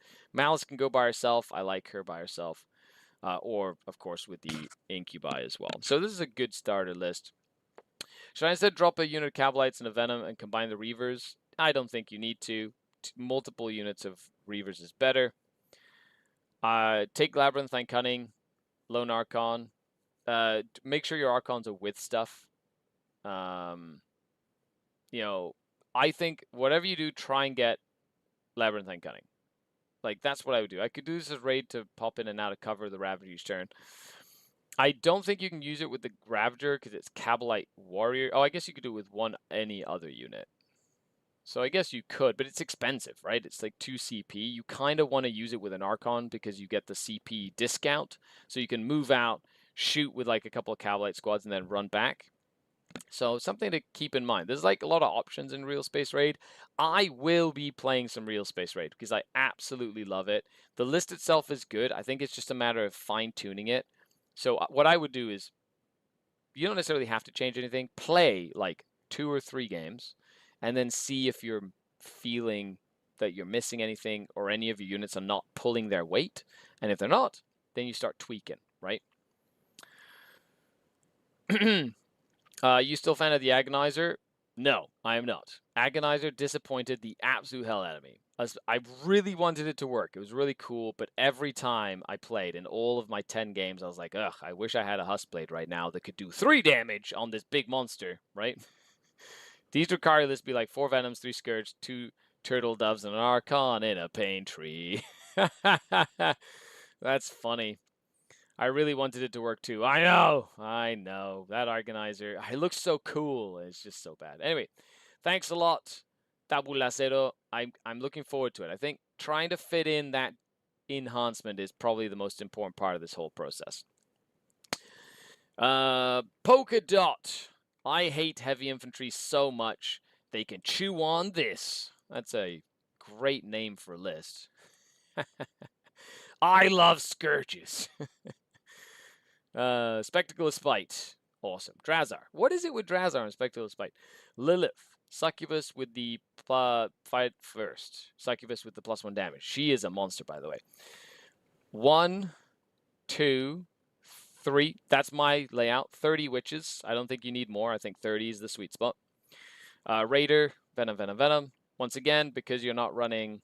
I would honestly drop a Venom. Just drop a Venom, 1 Raider, 2 Venoms, all you need, because you split 2 of them, and then 1 10-man with the Chrono Shard in the Raider. Yep, that's what I would do. Chronos, good. Sure. 10 Hellions, good. 5 Hellions, good. 5 Incubi, you can drop those. I don't think they're useful. Then again, with Drazar, probably the only way I'd run them. 6 Reavers, 3 Reavers. You don't need 6. You could go down to 3. Scourge with Splinter Cannons, Dark Lance, and Haywire. As much as I love the Splinter Cannons, I think it's a waste of a Scourge unit because you have so many Venoms. Use them for Splinter Cannons. Put more Dark Lances in. Scourge with Shard Carbines. I would personally drop that. The only thing you're missing are Mandrakes. I need to see Mandrakes. Mandrakes. How would I do that? Just drop a Reaver unit, drop the Shards Carbines, and you could probably put in 2 units of Mandrakes. Or very close to. And that's what I would do. That's literally everything else I kind of like. I don't think it's just generally Mandrakes. Like uppy downy, infiltrate, like you need to have infiltrate to stop like scouts and things like that. It's very important. 30 Mandrakes. Oh, that would be so fun. I hate how stylish they make the model weapons that are optimal. I know. Ravenwing too pretty not to be run. Yep. Yeah, that works as well. Guar has a list as well here. Hi, Scary. Hi, everyone. There's some Spectacle of Spite. Man, Spectacle of Spite is really the name of the game, isn't it? Talk about being topical. Still thinking about Malice. Really love her abilities. The Cab Sticky. And for the Hellions, 10-10 or 10-5-5. Personally, I would go 10-5-5 for Hellions. Cab Sticky, yes. Malice, amazing. Like, she is in my list, which we will see at the end of the video. Make sure you leave a like if you haven't already. Leave a comment down below. Let me know which list is your favorite as well. I'm running 30 Mandrakes in duos. Oh, that's amazing. It's only 450 points. So if you're playing 1,000 points, it's less than half your army, and it's like loan up, uppy, downy. See, I would play it probably in real space rate at that point, because then I would start with like, say, 2 pain tokens, and then get a third, like, so you could uppy downy 2 of them right away and just start like isolating and just murdering units. Oh, that would be so much fun. That would be fun. How many Mandrakes do I own? 25. It's close. I do have an extra 5, but I need to give those to Dan. So I could do it. Which is version 2. Lady Malice, Lilith, Succubus. Ooh, Paratap and Morgana's Curse. So so no Overwatch and a 3rd Succubus. The fights first is very good, by the way. Battle line, Cabs, sure. 1, 2, 3 units of Witches, good. Raider, triple Venom, so 2 Raiders. I don't think you need 2. I think you add in, so drop a Raider for another Venom, so you can split all 4 units. Use the 15 points to add fights first to the 3rd Succubus. Done.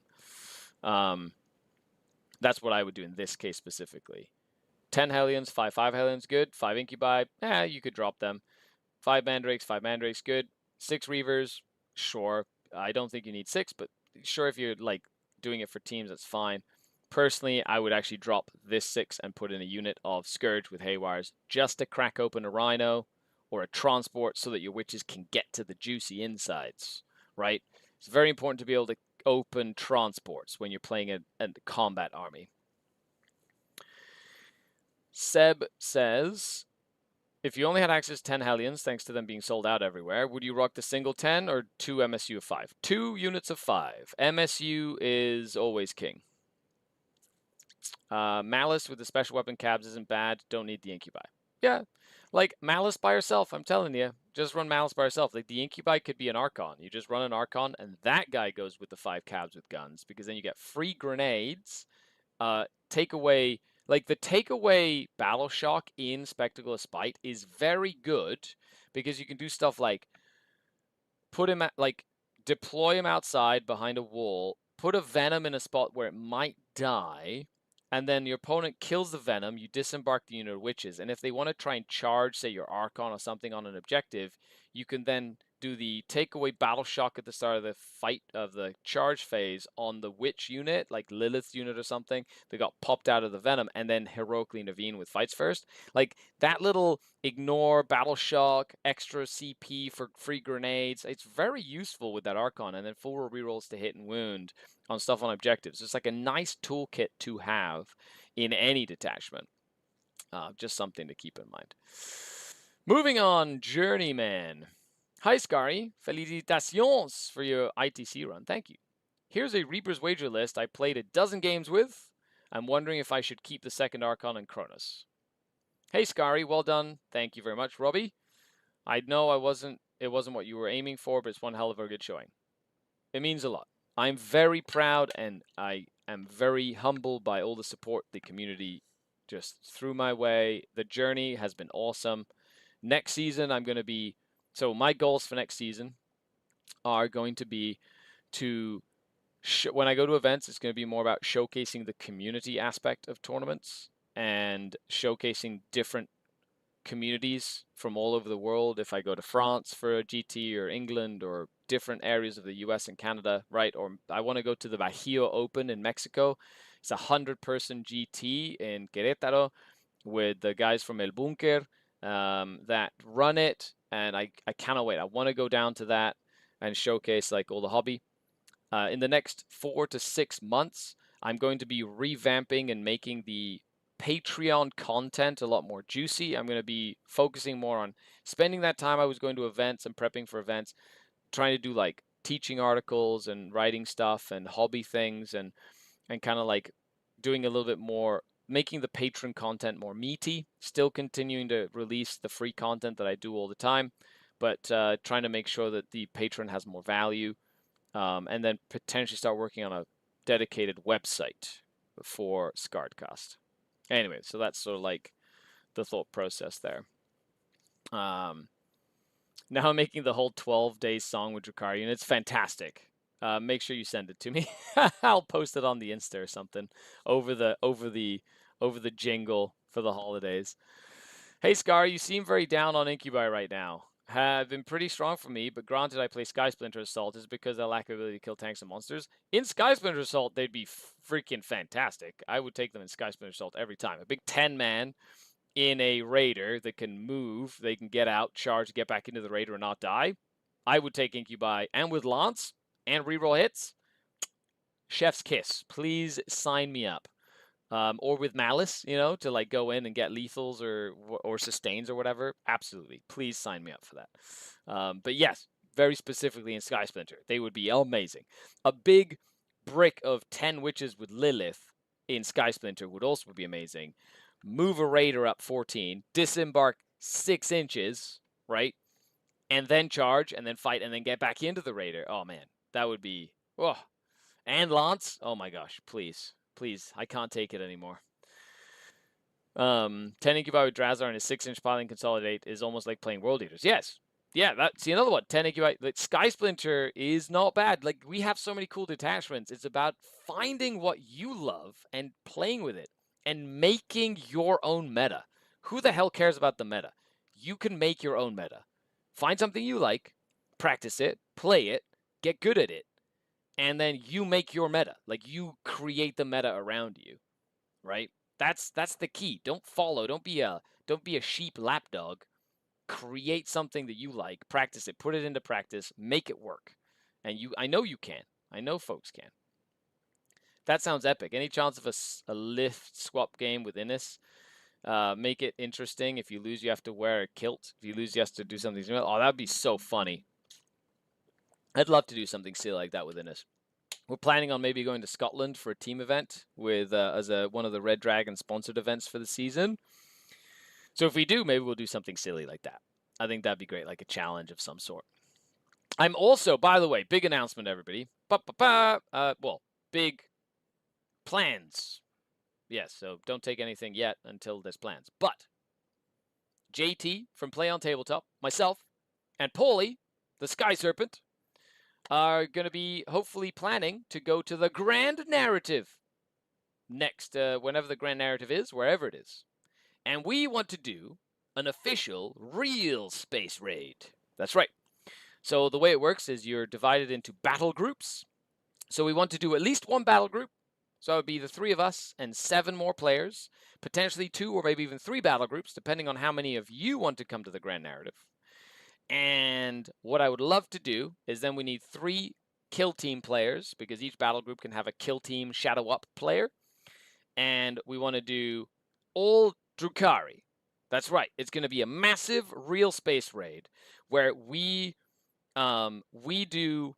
So we're going to be part of the story, but we're doing our own thing.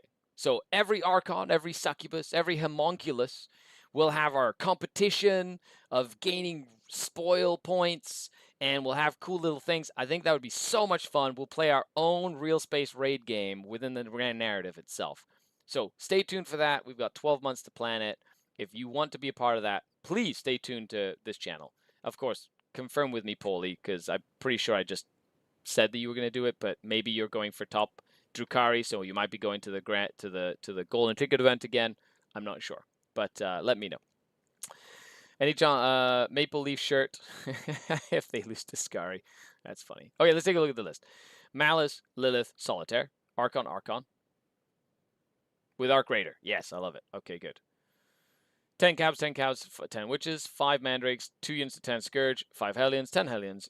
There you go. 3 units of reavers. I love it. 2 single. I would split the Chronos, make them 2 singles. I learned this the hard way.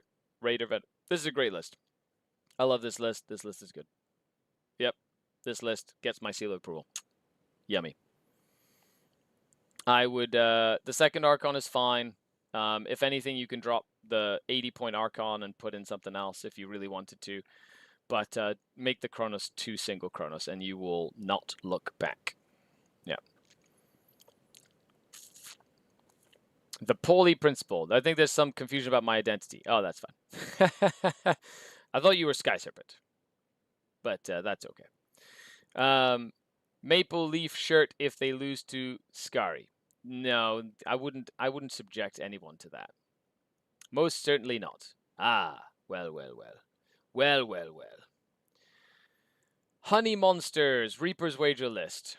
Lady Malice, Lilith, 10 cabs, 10 witches. This is Reaper's Wager. Raider Venom, good. 3 units of 5 helms, 5 incubi. You don't need the incubi. But then again, you have Drazar, so that actually works. 5 mandrakes, 6 reavers, 3 reavers, 3 reavers, 1 Chronos.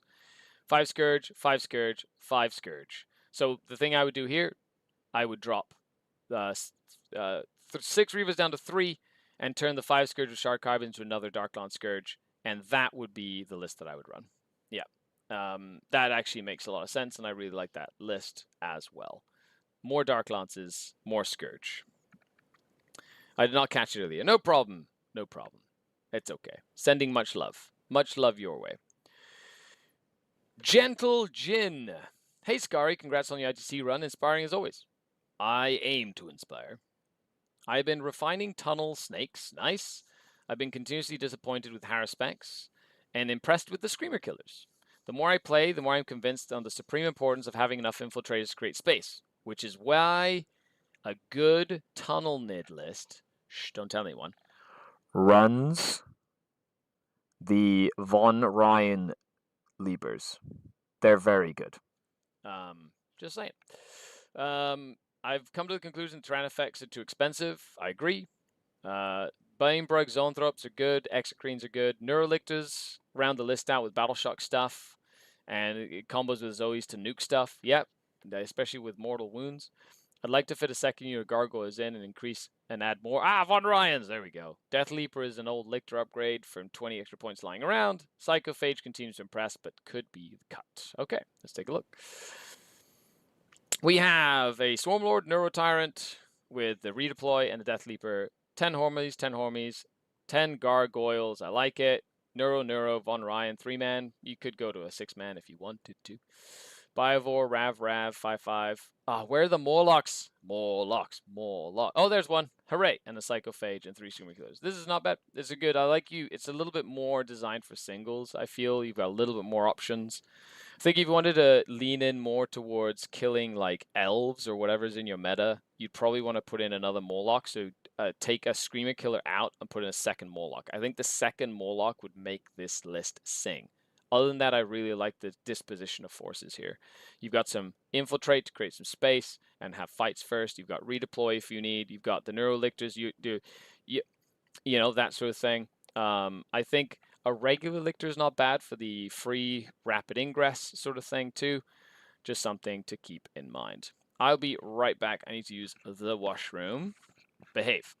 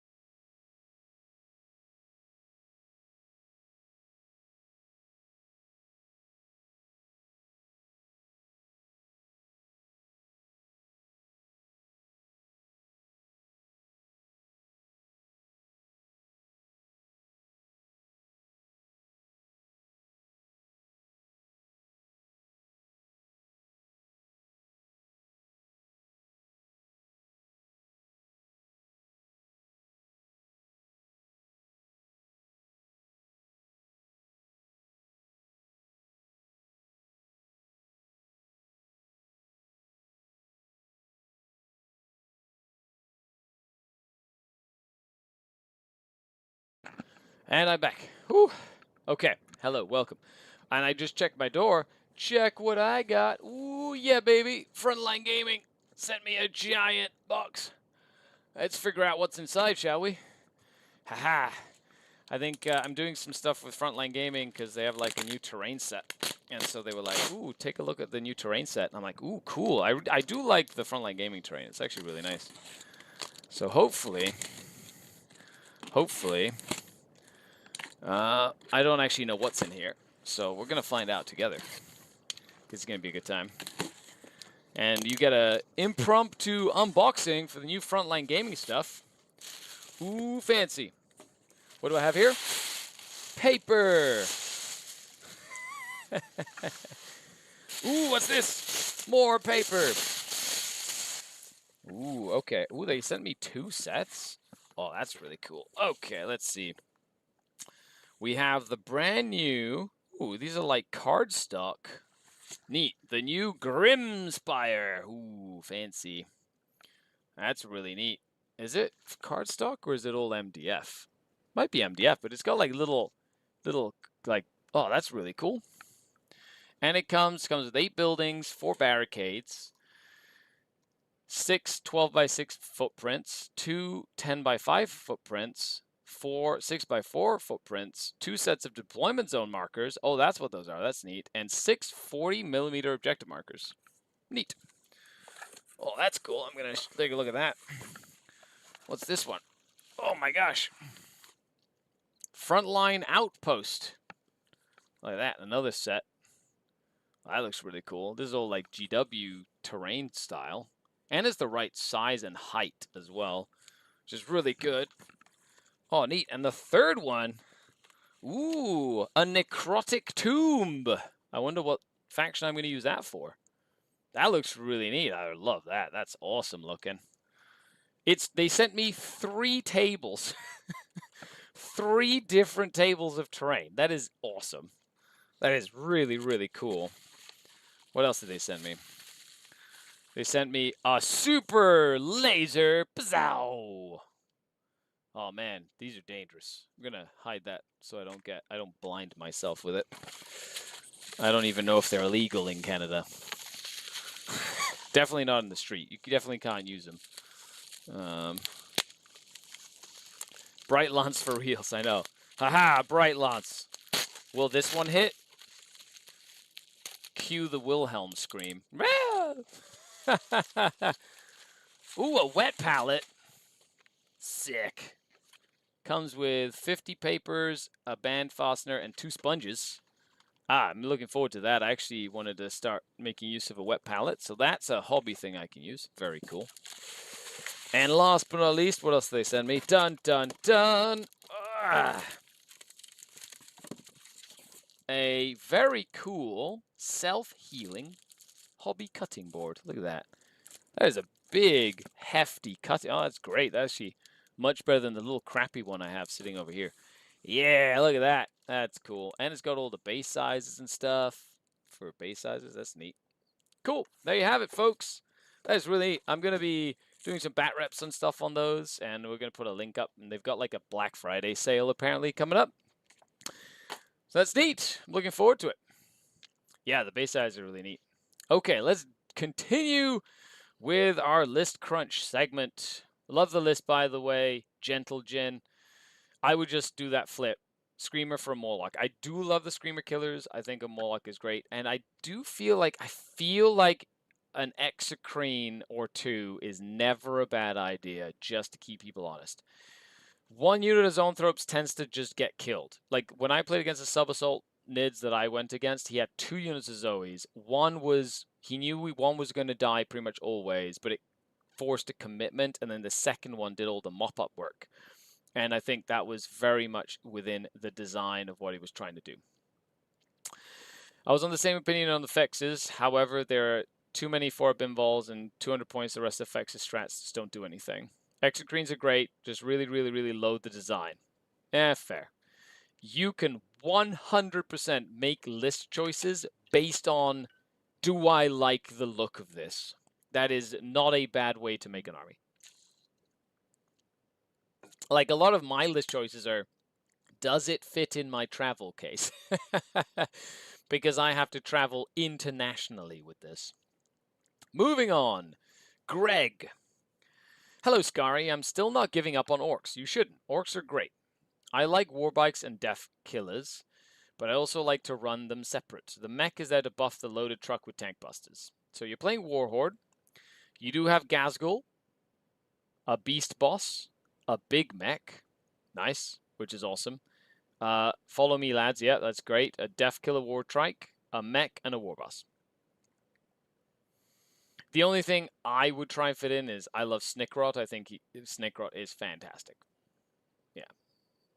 Oh, I like what you're saying. So the mech is there to buff the truck to give all of the tank busters +1 hit. That's actually kind of smart. I love it. Just be like, +1 hit. And then all the guys inside just get better. Whee! That's just really cool, actually. 10 beast snaggers, 20 boys. 20 boys, of course, with Ghazghkull and the big mech. With Follow Me Lads, great combination. I will say, this is foreshadowing, the game will go up on Monday. So whenever I play a TTS game and I record it, I post it up for Scourge, Trueborn, and Incubi level patrons on Mondays on the patron page. And it's a full, uncut 4-hour game usually, and you can see tactical choices and me talking through stuff and the games. And I played against orcs, and they had the big Ghazghkull break, which is something that is normal, yeah. 6 Breaker Boys, 10 Flash Kits, 11 Gretchen, 10 Commanders, which are awesome because they split. 6 Tank Busters, 3 Boar Bikes, a Battle Wagon, and 2 trucks. The thing I feel you're missing here is you are missing the Jump Boys. Like, having at least 1 unit of Jump Boys is so important. And, like, the Death Killer, if you're doing it for funsies because it looks cool, that's fine. He's got a cyborg body. Like, you can run by himself as, like, a cool little lone character, sure. But I feel like having like you don't have a beast boss, right? So oh, you do have a beast boss, so never mind. Like where's the war boss going? Is the war boss going with the Breaker Boy? I guess you'd go with the Breaker Boys then. So war boss, Breaker Boys, mech by himself. The Death Killer Wartrike is where I'd be like, I don't think you need him. If you wanted to play competitively, I just think you need more trash. You need more units you can skirmish with. So the Commandos get split into two. They're great skirmishing units. Then you need Storm Boys, right? Storm Boys and then Bikes. It gives you like 2 or 3 turns of little trash units you could potentially throw out to screen and mobilize, and then go for a big punishing push with that. Now, as for the the battle wagon, awesome. I love that you have the battle wagon on there. Of course, you can run the 10 flash kits in it or in the truck, right? 10, is it 10 flash kits in a truck? Or can only 5 flash kits go in a truck? I don't know. But just something to keep in mind. Yeah. I took the Def out and the Bikers, put back Storm Boys. Storm Boys are amazing. Like, you can keep the Bikers. Bikers are also quite good for how cheap they are. They're quite durable and they're fast. But I prefer the infantry, the jump infantry. They can also go in the battle wagon or in a truck and get that extra 3-inch on the disembark and then go and like advance and charge or screen or do an area denial or whatever. They're like a great throwaway unit, and I like having at least 2 units in an orc list. But that's just my thought process there. Moving on, Goop says 40k social list. Strike Force Reaper's Wager. So you have an Archon. I would highly recommend the Soul Trap instead of the Splitter Pistol. Drazar Lilith. Good. You've got 10 cabs. I would highly recommend the upgrading the Saberite to have a Phantasm, Power Sword, and Blast Pistol. But at least the Phantasm Grenade Launcher, that's just a free upgrade. Or at least a banner, which gives him extra OC, right? The Witches, make sure you put a Power Sword on her. Don't make the mistake I did. And a Blast Pistol. Can never go wrong with extra guns. 4 Venoms.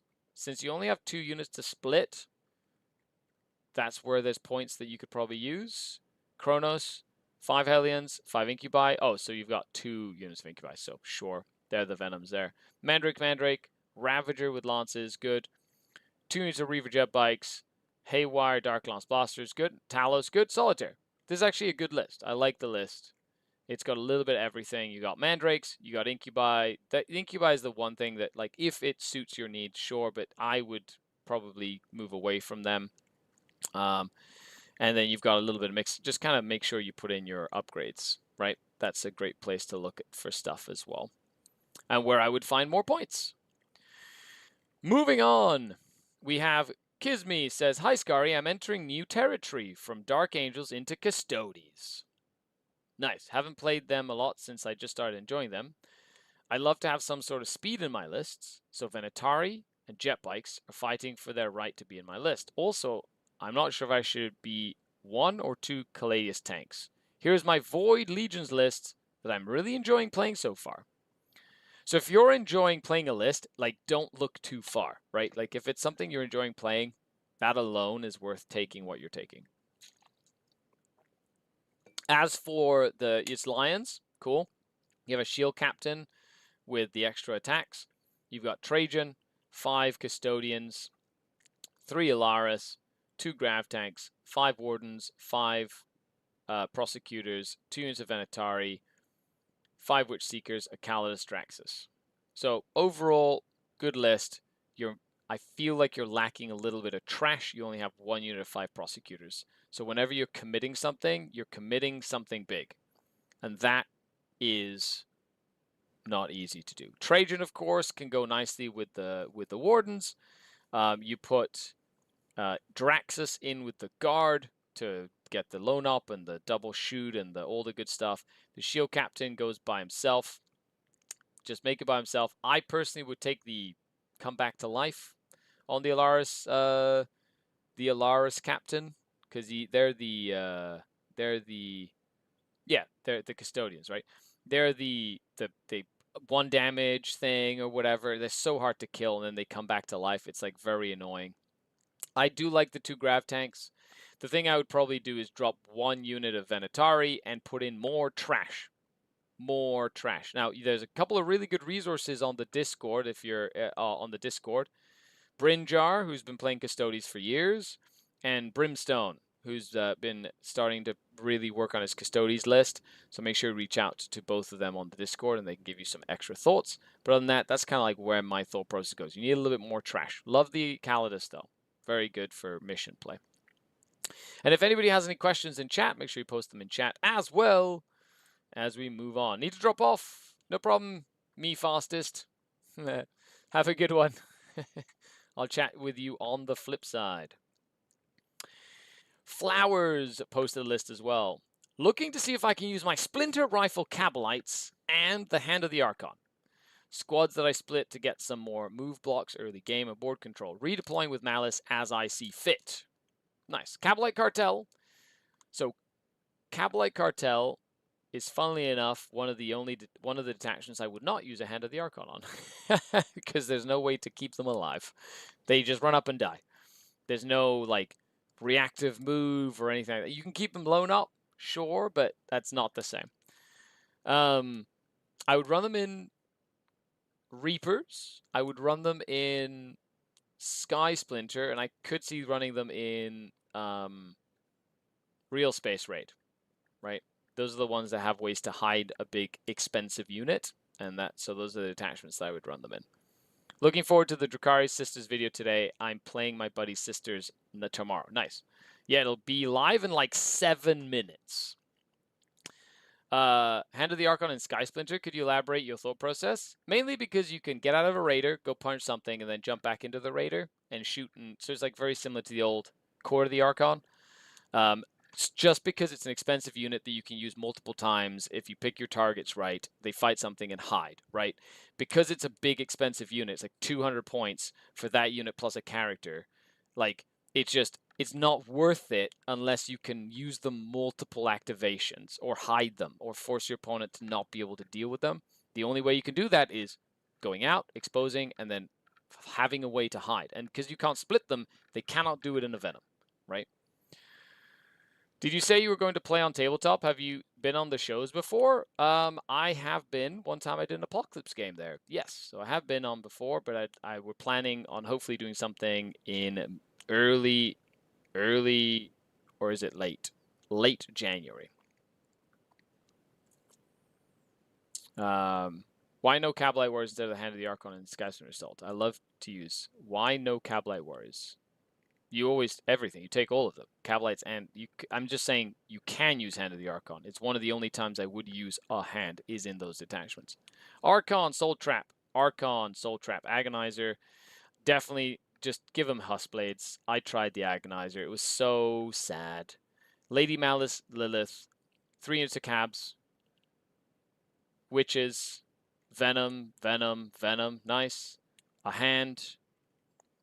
Hellions. An Incubi, 2 units of Mandrakes, a triple Reavers, triple Dissy Rav, and 2 units of Scourge Darklons. This is good. I like it. The Hand of the Archon's the only thing where if you take it out, you would put in like another unit of Hellions and like almost, or another Reaver Jetbike unit and a Kronos. You know what I mean? Like it's just so many points put into that unit. That's my only thought. Is like, I hope you can make it work. Potatogram. Hunter Cohort. Oh, nice. Adeptus Mechanicus. Cole. Marshall with the Battlesphere uplink. Love that enhancement. A Ranger unit, a Ranger unit. A Vanguard unit. 1 Dune Rider. Nice. 3 Ballastar with Last Cannons. 3 Ballastar with Last Cannons. 9 Skystalkers. 5 Skystalkers. 5 Sterilizers. 3 Raiders. 5 Infiltrators, 5 Infiltrators, 10 Infiltrators. Oh man, going big on the Infiltrators. 10 Ruststalkers, 1 Disintegrator. I had to post in a couple of parts to get it to fit. Yes. Unless you're like a server booster or a Discord person, they like cap the size of your messages basically. Keen to hear your thoughts on this version of my list. Looking to take it to a GT. The couple options I'm thinking, but with the same core. I'm currently thinking is better. This is the better one. But there's a version with a different enhancement on the Marshal. No transports, a big 10-man flamer, bird squad rather than 5-man. No. Keep the shoot and scoot on the Marshal. Marshal shoot and scoot with 1 transport is all you need. It is fantastic. Do not go past go. Do not pick up $200. I'm telling you right now, that is the key. It is very, very, very good. Very good.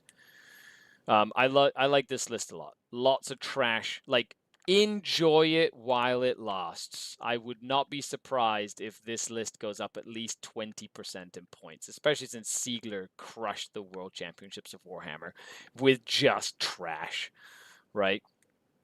Yeah, no problem, Ranji. Opinion on using Harlequins in non-Reapers lists. Big troop seems really strong compared to some other units. It's a lot of points. It's like 300 points for that combo. It's great, and it just doesn't do what you think it will when you need it to, is what I found in multiple games. I do like the Harlequins, though. Feel free to experiment. I love the Troop Master. Troop Master in a little transport, like the Sacco Special.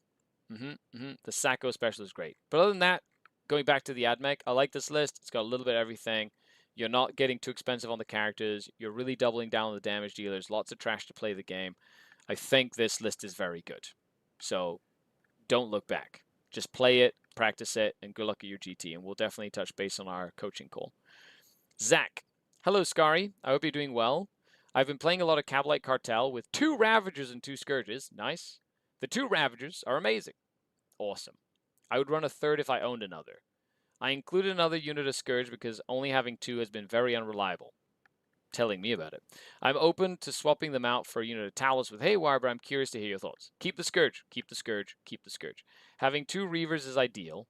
I can get there by dropping a unit of Hellions, giving a 2nd Archon Leech by plate, but I'll be at 1990. That doesn't sit right. Nope. 2,000 points on the nose is where it's at. Drazar, Malice, Archon with a Webway all. Cabs, only 1 unit. Ooh, risky, but I like it. 2 Incubi, Mandrakes, 3 units of Scourge with Dark Lance, 2 Venoms, 2 Hellions, Reavers for skirmishing a Kronos. I would split the Kronos. I'll tell you right now, split them. Just 2 singles. And then 2 Ravagers with Dissies. This list is good. Damage, plays the game, uppy down, like it's good. I like this list a lot. It's very concentrated strength. If anything, I would drop Incubi to try and put in more Cabalites, but that's just me. Moving on, Hobo Bob. I was thinking we might see a bunch of Void Scarred. Yeah, it could be. Void Scarred's not bad. I do like the Corsairs a lot. Yeah, it's like 50 attacks, and then you think like a unit of 2 units of Mandrakes for 300 points will do more than the Harlequin brick because it's about the same amount of points, and you get 2 units of Mandrakes. So you get double the amount of wounds. Similar, like you get the Lone Up. They do way more damage in shooting at longer range. They have uppy downy. Like 2, if you want to do the big brick of Harlequins, consider 2 10-strong Mandrake bricks. I'm planning on taking this to a tournament next week. I've already learned a lot from the other list reviews, but I'm excited to see what you got for mine. Absolutely, Bob. Let's go. What's worse than a pirate? A clown. Yarr. So we have Drukhari, Strike Force, Reaper's Wager. Before I do this, let me just... I have to signal boost the premiere for my battle report here, because if not, it will... I always forget. I'm like, oh, let's do this. And then all of a sudden, I'm like, oh, I forgot to do it. And it makes me very sad. But we've got the Spectacle of Spite. Everybody's here with me watching this. Create a post. Battle report time. I didn't time this well at all, did I?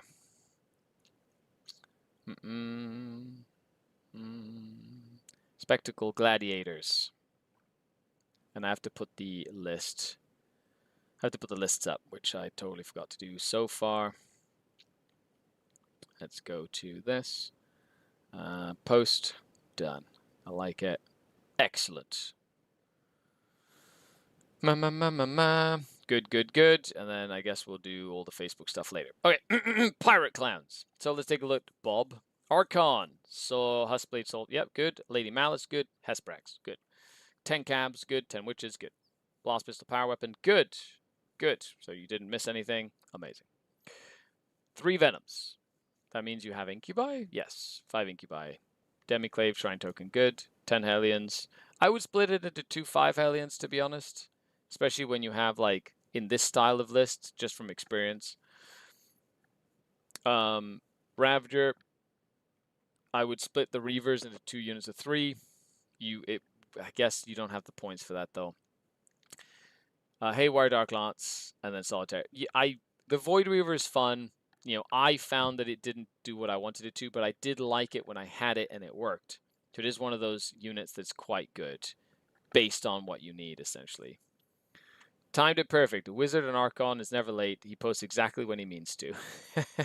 Exactly. But I like the list. Like, the only thing I'd say is I don't think you need the big hammer of the Mandrake of the Hellions. Then again, you might want the big hammer. So I would play around with 5 or 10, depending on what you really want out of it. And to be honest, the Incubi have always been a letdown. If anything, I would drop both of these. Drop both of these, put 2 units of 5 Hellions in. That would be perfect. And then it allows you to split this Reaver unit into 2 3s. So you'd actually gain a unit. And I think the Hellion and Incubi damage output is very similar. And you get the speed on the Hellions. I honestly think that would be better, but you can have fun with it as you see fit. Moving on, Paul Radcliffe says, congratulations, Scary, on your world-class performance. Thank you. I'm honored to have said I lost to one of the best players in the world, and thank you for reviewing my lists. Anytime, Paul, and I'm really glad that you're fine-tuning your list. I'm registered for an RTT in X Planet December the 6th. I'll be taking my Chaos Space Marine Soul Forge War Pack. I have grand ideas, but I'm worried I won't get my new Maul of Fiends and Forge Fiends built in time. So I'm going with a list of only what is already done. Good.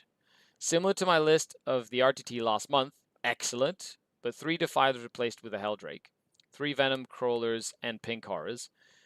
I've been many times to add a unit of Raptors, and I can see why. These fast infantry. Yes. Oh, did I not? There we go. This fast infantry can cause so much trouble and should be a good utility piece. I love Raptors. I love the Warp Talons as well. They're very good. I'm a little disappointed with Venom Crawlers, and I wonder if a Hellbrute or even a Predator would be better, even though they don't natively gain from the Solid 4 War Pack. Like, maybe instead of 3 of them, you take 2, and like take 2 and a Predator for the last cannons, right? So do like an autocannon last cannons, gives you a little bit like extra long range down like a flank or rapid ingress threat. The Venom Crawlers are very good into Eldar specifically, but they might drop off into like Space Marines because of like low AP, if that makes sense. So it is something that you could definitely sort of work around or work with. So you have your Hellstalker with a Soul Harvester, Terminator Sorcerer for the AP bonus, Vashtor, and a Warpsmith with the rerolls. I love it. Cultist, good. This is definitely... Oh, you have a big 20-man, so that's really nice for a Cull the Horde block and a nice just clog up the backboard so people can't get onto your home objective. 10 Cultists as well.